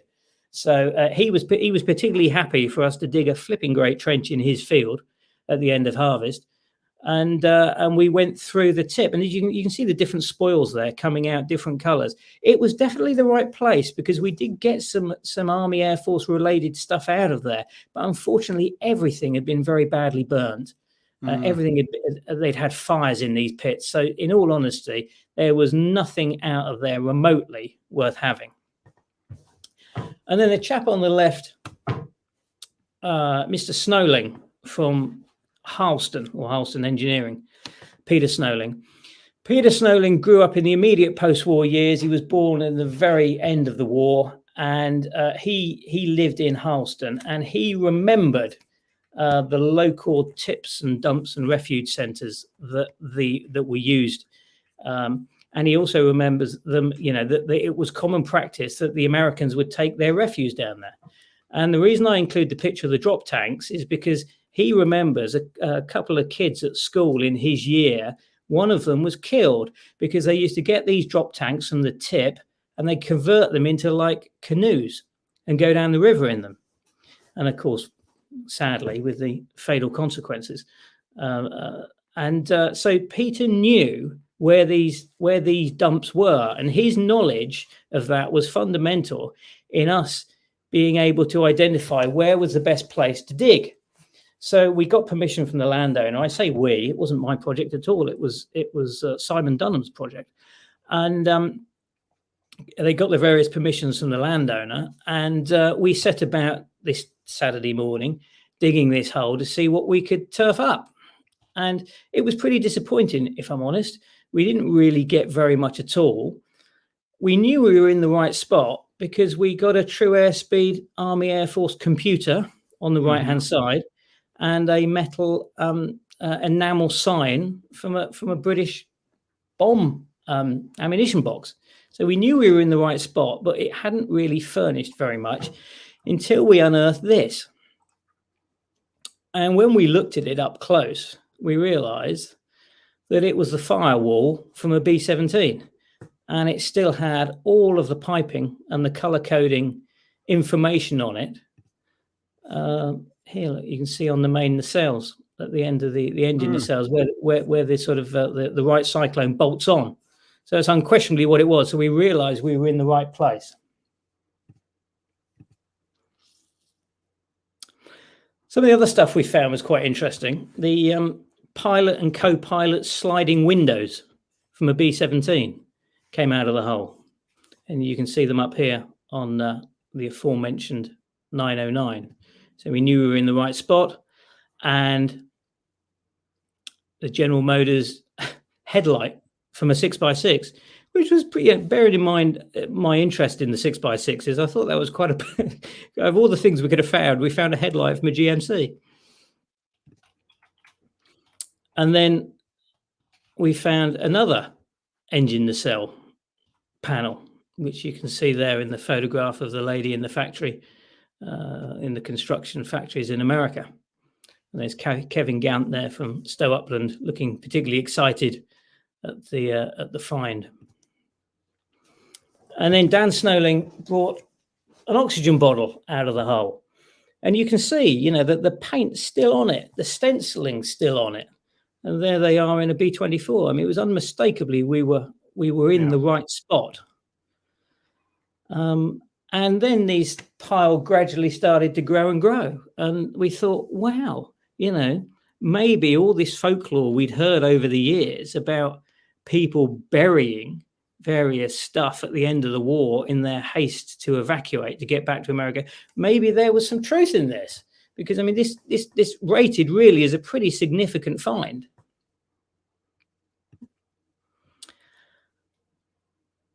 There's quite a few people there who sort of been into the 8th Air Force for many years. I can see Paul Bellamy there in the photograph from the 1st Air Division Research Centre at Alconbury.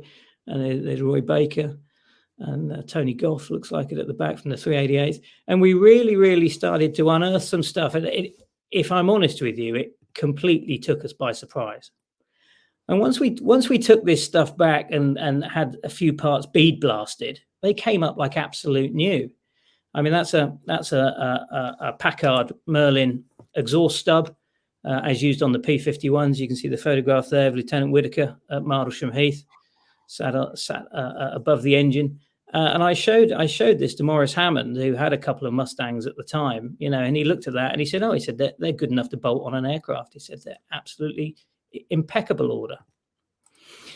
This was one of the assemblies, the sort of throat assemblies from the Wright Cyclone exhaust systems on a B-17. And if you look at the exhaust panel there and the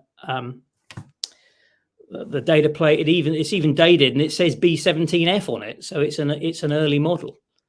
And there they are. Look on there's that same exhaust panel you can see there. There it is on the movie Memphis Belle, David Talashe's former B-17 in the United States. Great stuff. Steve Silburn from East Bergholt recovered that window, and it was Steve, yeah. Of course you would. Yeah. I forgot that. Bought a set of battle dress from Steve years ago. Yeah. Did you? It's probably out of warranty now. Probably.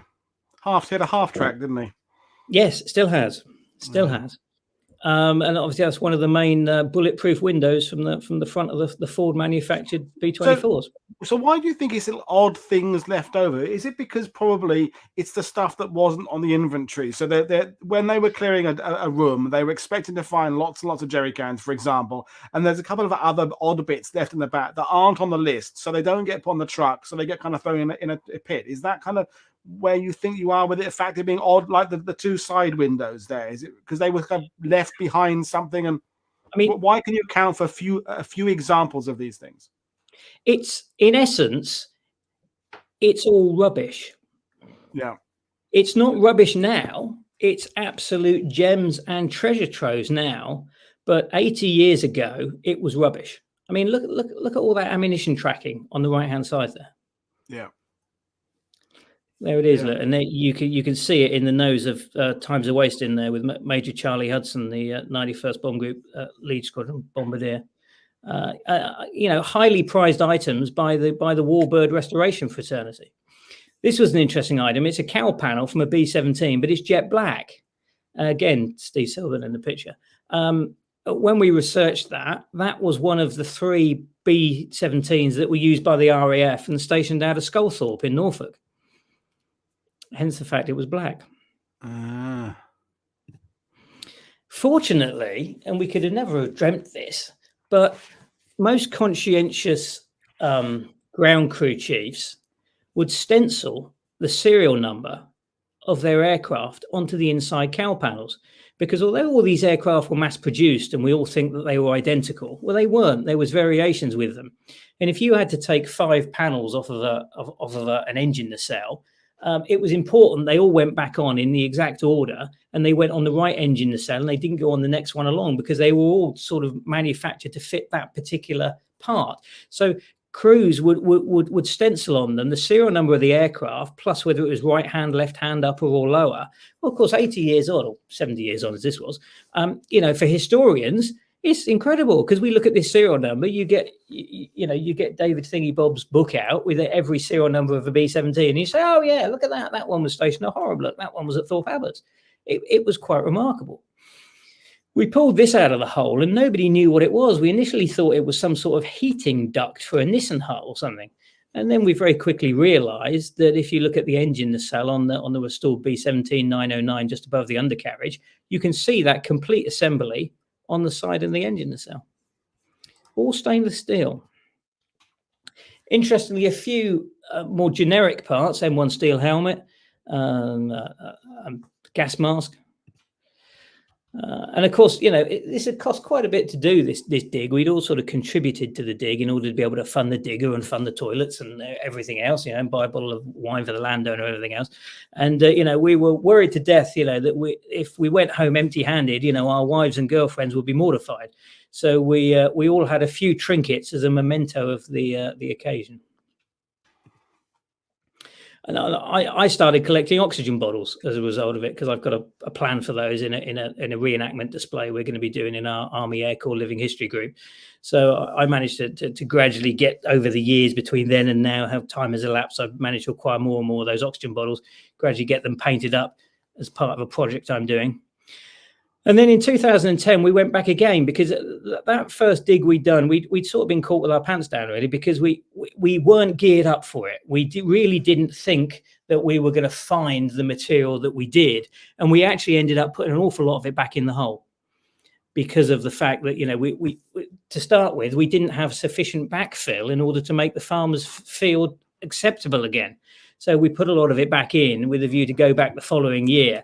And so in the following 2 digs we did, you can see the tractor and the trailer in the background. We actually brought in a lot of backfill soil in order to, once we'd recovered all the stuff out of the ground, we were able to make the field good.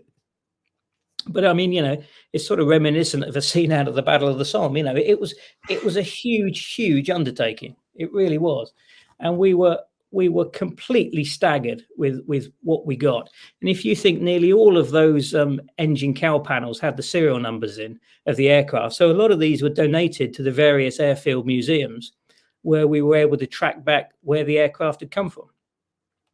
And with a little bit of work, this was an example my brother kept, a little bit of work and some polish and some elbow grease, really came up well, and quite a quite a sort of talking piece, really. It was a supercharger, came out of the hull. Don't know what it's off of, whether it's sort of P38 or B24, whatever. I'm not an expert on these things, but it's clearly what it is. Again, you can see them under the wing there on the restored B17. But I mean, that really does give you an idea of the scale of the amount of stuff that came out of that hull.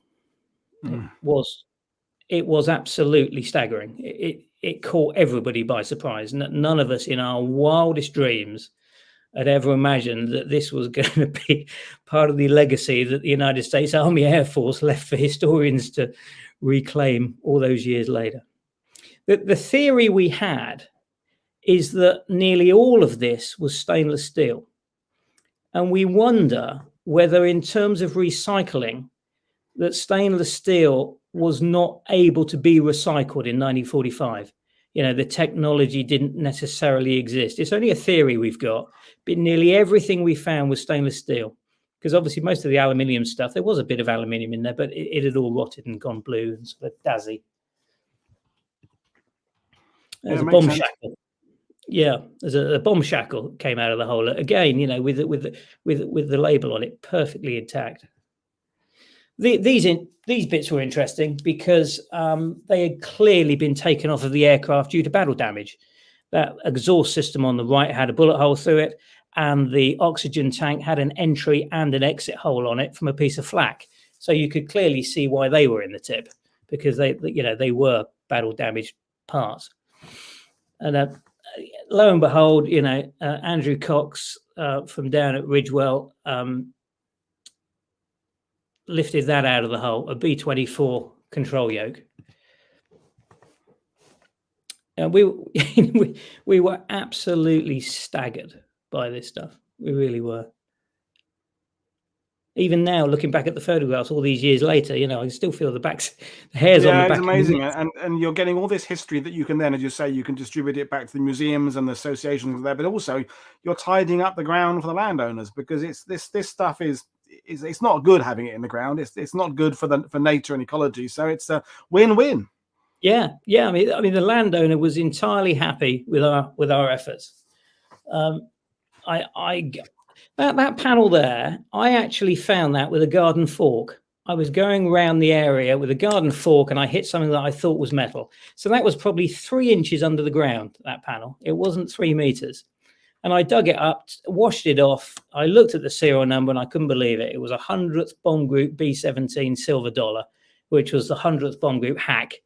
It became a bit war weary. They took the turrets off it and used it as one of the hacks for transporting the officers around.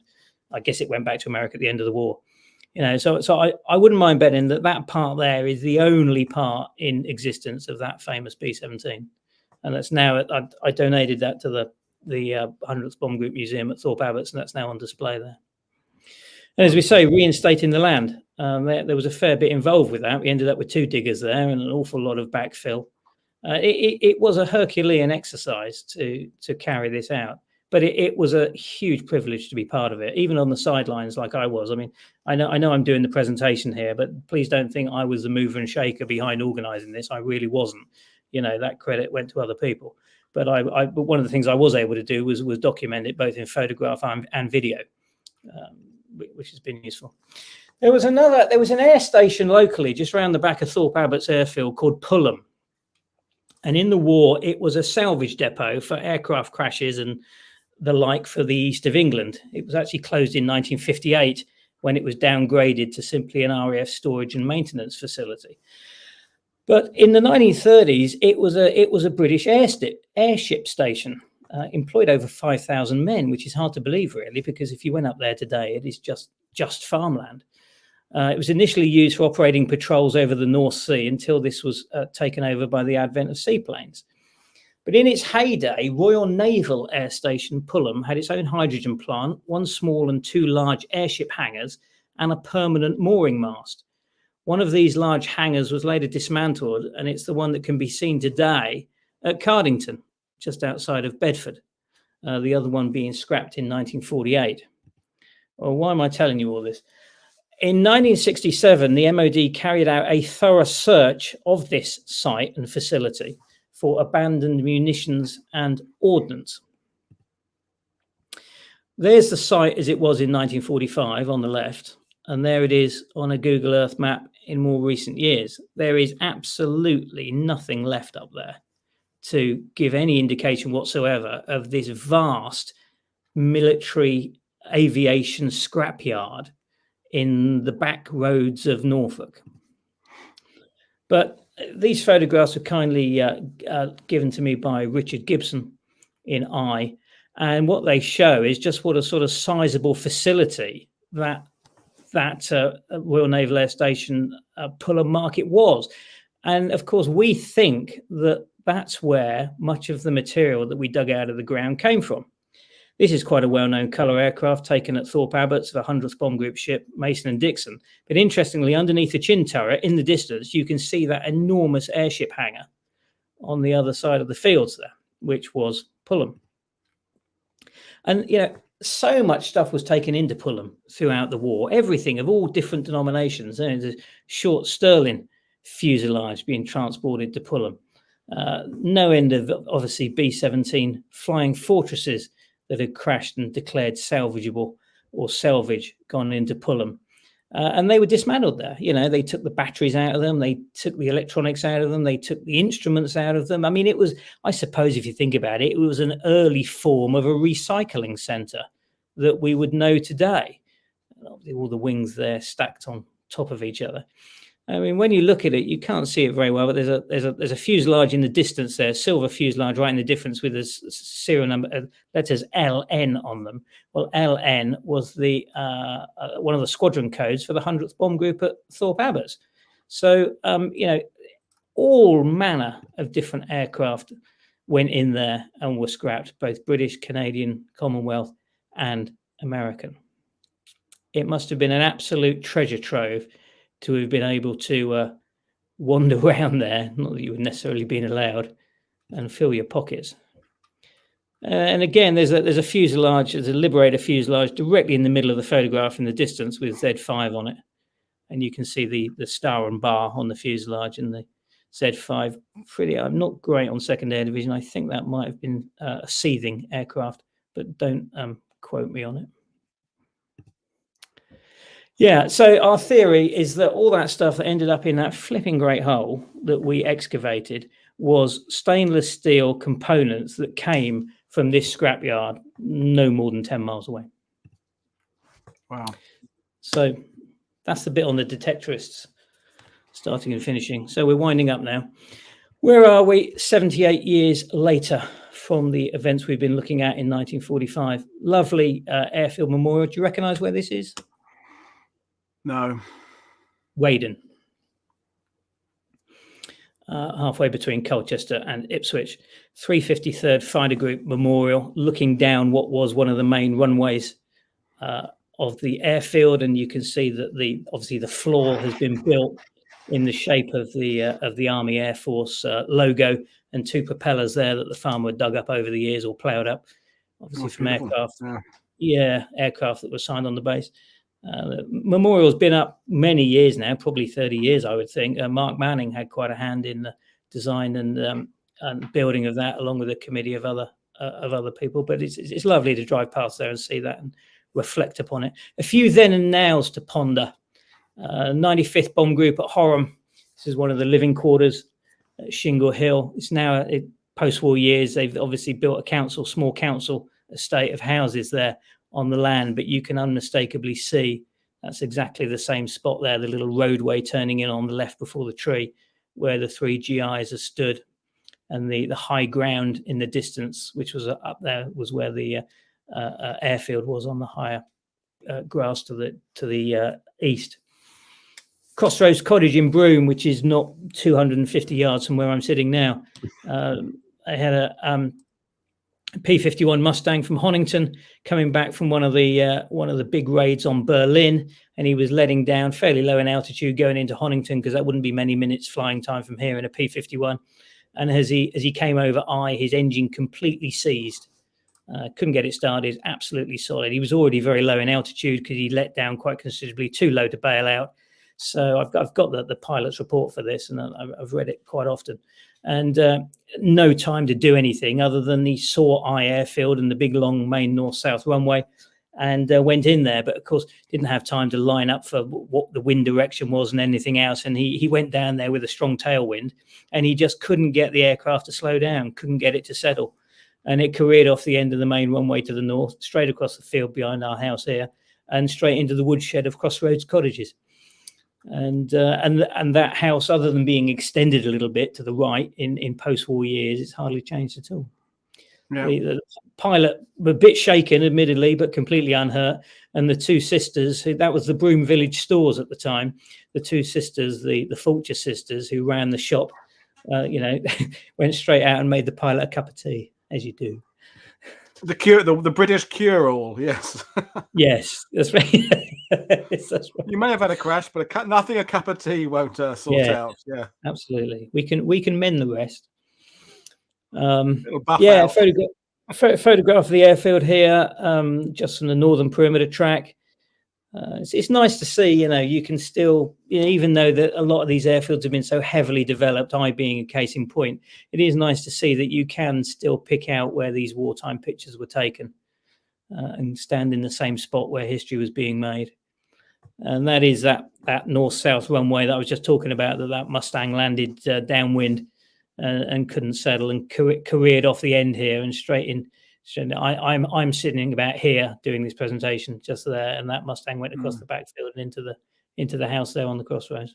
Well, it's a good point you made about then and nows, because Facebook is flooded for people going to Arnhem, or they go to the Battle of the Bulge, or Normandy. They match up their favorite photos. But half of these people coming from England are probably living near somewhere that has its own wartime history as well. They're just maybe not thinking about it. Obviously, there's wonderful volunteers who work for the museums and associations you are part of and know, but many other people, I think they have disassociated the UK as being frontline. The war was being fought in Europe, and the UK was civilians, and of course this is a reminder that it was a war zone. It was, which demonstrated itself all too often. That previous photograph I took from the back seat of Morris Hammond's Harvard, which is a particularly nice aircraft to take photographs from, but even better is an L4 Piper Cub, because the wing is above you. And this is the airfield at home of the 490th Bomb Group, looking from the north. But you can see how the sort of industrial development of the airfield is rapidly taking over, and in fact, it's developed even more from when I took these pictures just before COVID. It's a nice touch. The new housing developments they're building at Rougham. Sadly, it's encompassing the old airfield there. It's progress. You're not going to stand in the way of this stuff as much as you want to. When you've got houses being built in the wholesale manner like Lego that they are being thrown up at. But it's nice that the council down there have seen it fit to put. They call that the Dove of Peace. I'm not sure about the name, but it's quite nice that they've honoured the 94th Bomb Group there with the square A, which was the call sign of the unit on the tail of their B-17s on the dorsal fin. And the East Anglian landscape, it is very much still adorned with echoes of World War II. This is one of the runways at Firstfield Airfield. You can see down in the ground where the concrete was laid, dated 1943, and the grass growing now in what would have been the outer light, giving the crews an indication of when they were on the very edge of the runway. This is the 487th Airfield at Lavenham, where the aforementioned General Castle took off from that morning when he was flying aboard Trouble 4 on that 24th of December Christmas Eve mission to the Ardennes. Quite a bit of the airfield remaining. The control tower still remains there. It's all private land, I hasten to add, as much of these airfields are. But you can certainly get a lie of the land there and see where the runways were and the perimeter track and so forth, gradually being reclaimed by agriculture from where it came. And that was the aircraft we were using to get a lot of those photographs, the L4 Cub. And my pal, Steve Justice, there, he's an airline pilot for British Airways, and he flies these things at the weekends and things just to keep his hand in. And as every year goes by, there's less and less remaining of that airfield construction program. 2016, we see, machines moving into the communal sites at Fursfield to demolish some buildings. In fairness, they did leave a lot of those buildings, and they have actually converted them into homes, which is quite a nice positive thing to do. And in more recent years, we've had the memorial, the Airfield memorial project in 2016. Airfield never had a decent memorial to the Americans that were stationed there, so we did a fundraising campaign. And in May 2016, Cy Spiegel, at 92 years of age, came back to unveil the memorial as the only veteran of the 490th. The veterans organisation had disbanded. All the guys are getting too old, long in the tooth. Most of them no longer with us. But Cy was able to come back.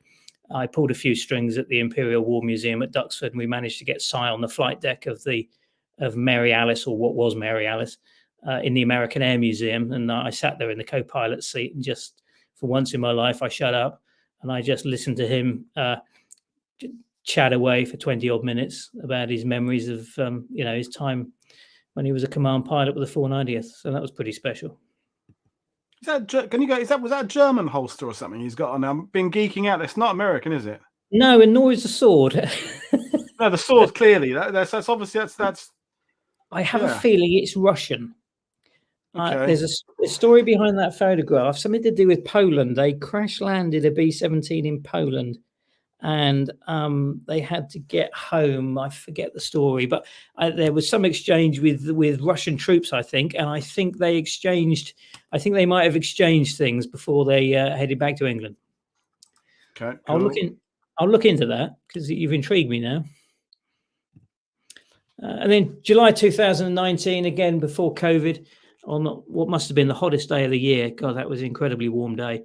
The 447th Bomb Group UK Memorial Committee unveiled a wonderful memorial at Hitcham to a mid-air collision between two B-17s of the 447s that had crashed, forming up for a mission in 1944. And Captain Richard Nelms, Dick Nelms, the veteran, came back, and he still volunteers full-time. I think it's the Smithsonian he volunteers for as a tour guide, going around the exhibits in the museum. If you type his name into Google, you find out an awful lot about him. There's several videos on YouTube or one thing or another with Dick Nelms. He's the one on the right, I might add. And it's difficult to tell. But he's a great guy, really, really great guy. And to be chatting to someone in their late 90s who is so articulate and on the ball, just absolutely inspiring.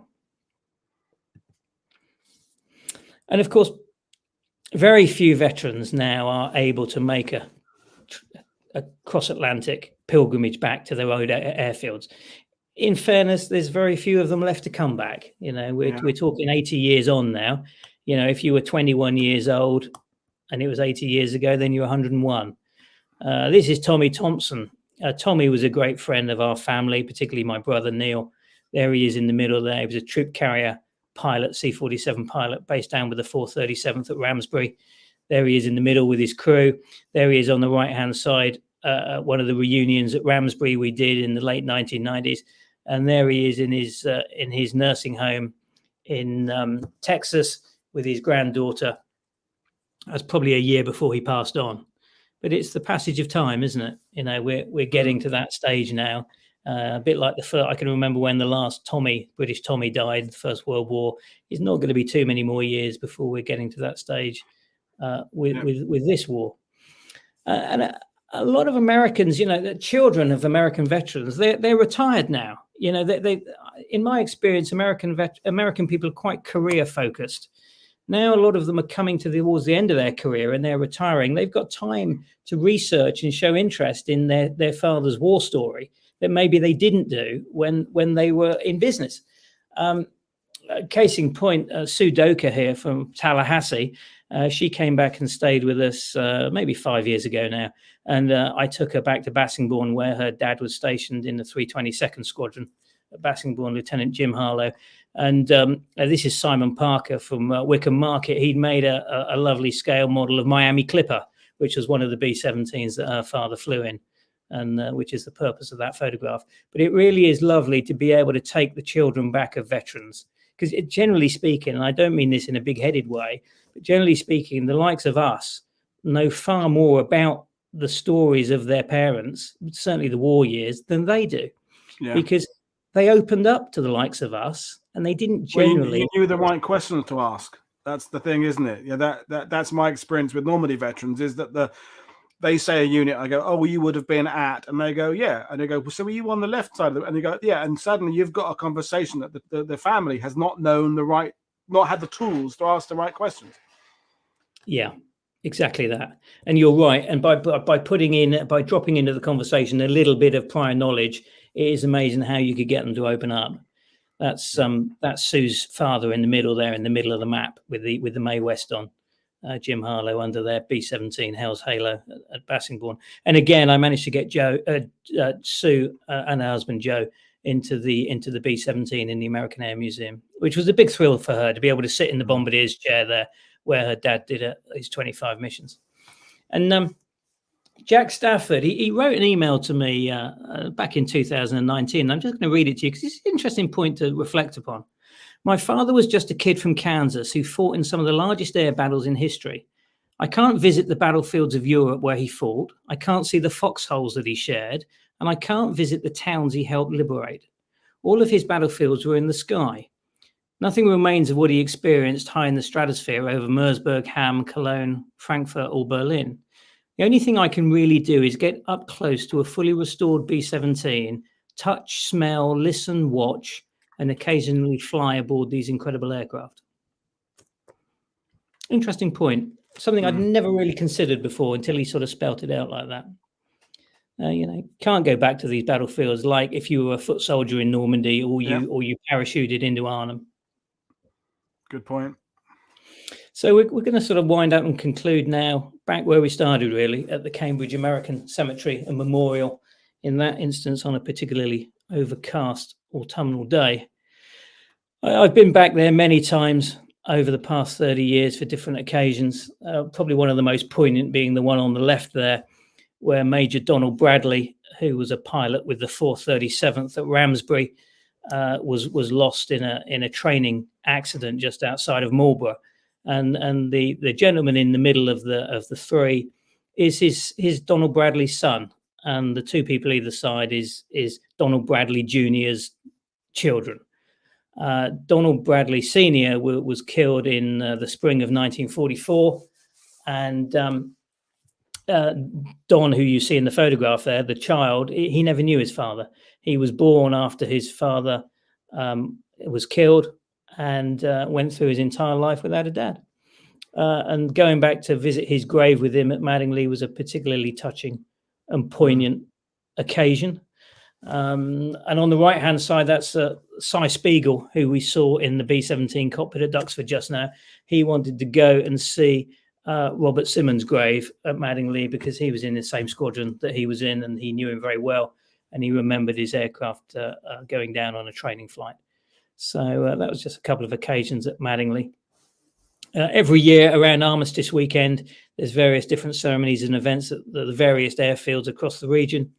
I personally go to Bassingbourn every year to remember the 91st Bomb Group because it's important to me. That's the first reunion that I went to, and arguably the veterans who had the biggest impact on me. So I like to go there every year and pay my respects in memory of much as anything else, not just the Americans who were lost there during the war, but also the veterans who've since passed on. And it's important that these sacrifices that we've been reflecting upon in this presentation aren't forgotten. We must ensure that the younger generation raised in the local community understand. And one of the ways that I do that is that I visit the local primary schools and take my collection of World War II flying clothing into the schools and energize the kids and get them dressed up like they're about to go off on a combat mission. Because, you can't expect kids of that age to sit through 2 hours of me waffling on like we have tonight. But you can get them engaged by hands-on. And they really, really take to that. And I actually get a huge amount of satisfaction from doing that. And I'm thinking, if I can sow a seed with one of these so that will continue. But the legacy of the United States 8th Air Force is soon to be catapulted into the spotlight with the help of a few well-known names, namely Steven Spielberg and Tom Hanks, because as we all well know, they have been producing this 9-part miniseries called Masters of the Air that's due to be released this year. And we're all very excited about it, are we not? Excited with a little bit of trepidation. Just, expectations are very high, and we're not the target audience. You and I. That's the thing, isn't it? We're gonna. I've seen some photos from the set. I've seen things. I know some very good people involved in it. John Orloff is the writer. I know he's very good at what he does, but I'm gonna have to try and go into it thinking it's not meant for me. It's meant for the world. It's meant for people from ages 12 to 92, and accept it for what it is. It'll be a starting point. And that's the thing. The when you were meeting veterans at 17, 18 years old, like I was, that was the thrill that we had. But the next generation won't better do that. So if their route to looking in the past is a video game or a TV show, then that's going to be important. So I'm going into it really, really positive, but expecting a bit of flack, no pun intended, because there'll be the purists will say, "Oh, they've got the wrong model there. By 43, they'd switch to the so and so," and But we'll see. Yeah, we will. I mean, I've supplied a little bit of kit to them for the film. And it is going to be interesting to see how it turns out. Like you, I've seen some pictures and so forth, and it all looks very impressive.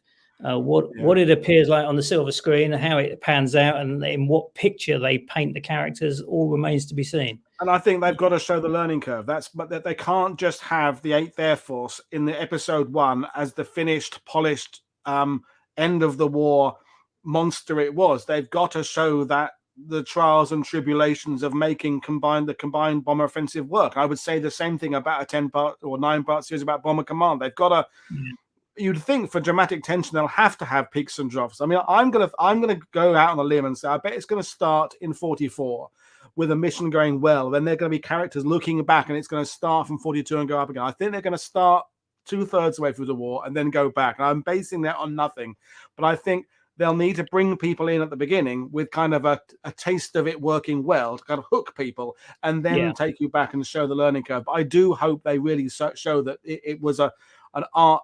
The art of being able to put bombs into Germany was something that was developed, and there were lots and lots of 2 steps forward, 1 step back procedures with the whole concept. But we'll see. We've gone down a rabbit hole talking about a TV series we haven't yet seen. Yeah, but it's a hot potato. It's a good rabbit hole to go down. I'm quite enthused by it. Penultimate slide. You very kindly shared the GoFundMe page at the very start of this presentation. I'm involved in a memorial project to a B-17 that crashed 250 yards from where I'm sitting at the moment, on the very end of the runway at I. It wasn't an I aircraft because the 490th Bomb Group weren't even assigned to I at that stage. This was November 43. The airfield didn't become operational till April 44. It was a Pathfinder B-17 from Alconbury, and it had flown down to Thorpe Abbotts to be briefed with the crews of the 100th Bomb Group at Thorpe Abbotts to lead the mission that day. However, deteriorating weather over the target meant that the mission was scrubbed. So the aircraft took off from Thorpe Abbotts to head back to Alconbury. And within minutes of it becoming airborne, it crashed just literally on the crossroads here at the end of the road. And it killed 17 people. I mean, it had a larger crew than normal because it was one of the early PFF Pathfinder B-17s. So there were 13 crew members on board instead of the regular 10. And it crashed onto a gang of local Suffolk County Council road workers digging drainage ditches. It killed all 4 of them and also their horse. So the more we think about it, the more we think this is probably in the mid-Suffolk district. This is probably one of the worst casualties, aviation-related casualties. And we want to put a memorial up to this crew because, ironically, and I should have known this because I've been here 20-odd years now, but I didn't. I'd always had it in my head that the crew were probably fairly rookie, but they weren't because it was a Pathfinder ship. They were actually very well seasoned. The pilot had done a complete tour of missions with the 91st Bomb Group at Bassingbourn in the 322nd Squadron, and the co-pilot had done a tour of ops on Lancasters. So it's actually a very, very tragic tale. We want to put a memorial up so that passers-by can recognise what happened there. There's a local hotel directly opposite, And so it does actually get quite a lot of foot traffic in that area. And it's something we're quite passionate about with local history and so forth. And we feel quite strongly that these 17 people should be recognised and remembered. So we're raising funds to put a memorial up. There's a group of us doing it. It's not me, and it's not my project. I'm just one of the people involved in the project. So if any of you have enjoyed the presentation, I've not charged anything for doing this, because I do this out of passion and love of what I do. I don't do it for monetary gain. If you do feel you've enjoyed it and you would like to make a contribution to the GoFundMe page, we would wholeheartedly appreciate it. And I have dropped that the link in the sidebar several times, and it is there permanently in the description. So, folks, you heard what Clive said there, and it's not just going to be a monument to these individuals. It's a monument in turn to the whole 8th Air Force. It's reminding everybody who goes past it that, as you said there was this friendly invasion where, what was it, 200,000 by the end of the war were there, and a lot of them lost their lives over Europe. As you say, you can't put memorials at 30,000 feet halfway across the channel, but you can put memorials to these aircraft that came down in the UK. So it's a good way of passing on the legacy to the people who go past monuments like that in the future. Because the thing about some of the air bases is you have to kind of go to some of the museums. You have to go there. You're not going to drive past some of the museums randomly. You have to go off down these peri tracks and go to these little places where they've been set up. But on a road where there's a hotel, it's going to get, as you say, footfall and people passing it, which is important. So if you want to learn more about the story, the story is detailed in Bomber Stories by Ian McLaughlin. It's the very first chapter. Right. Brilliant. Well, we're going to bring things to an end of there, because it's been 2 hours well spent. I can't believe it's taken me 2.5 years of running this channel to get you on the channel, but you're here, and you've broken your dark, and people have enjoyed it, and your knowledge is phenomenal, and your passion for it is phenomenal, and you've encompassed everything: the civilians, the individual stories, the fate of the aircraft, the fate of the people, and the fate of the airfields, and the fate of the stuff left behind when everyone went home. So it's been great. So, Clive, it's been great talking to you, folks. I'm off for a few days, then things start up again on Wednesday, unless I schedule a show before then. But at the moment, it's Wednesday for the next shows. So thank you for your support. Again, remind you the link to the memorial is in the description below. All the links you'll need are in the description below. So thank you, Clive. Thank you, everybody, for watching. And thank you for supporting us all this way so far. Cheers, everybody. Bye. Bye.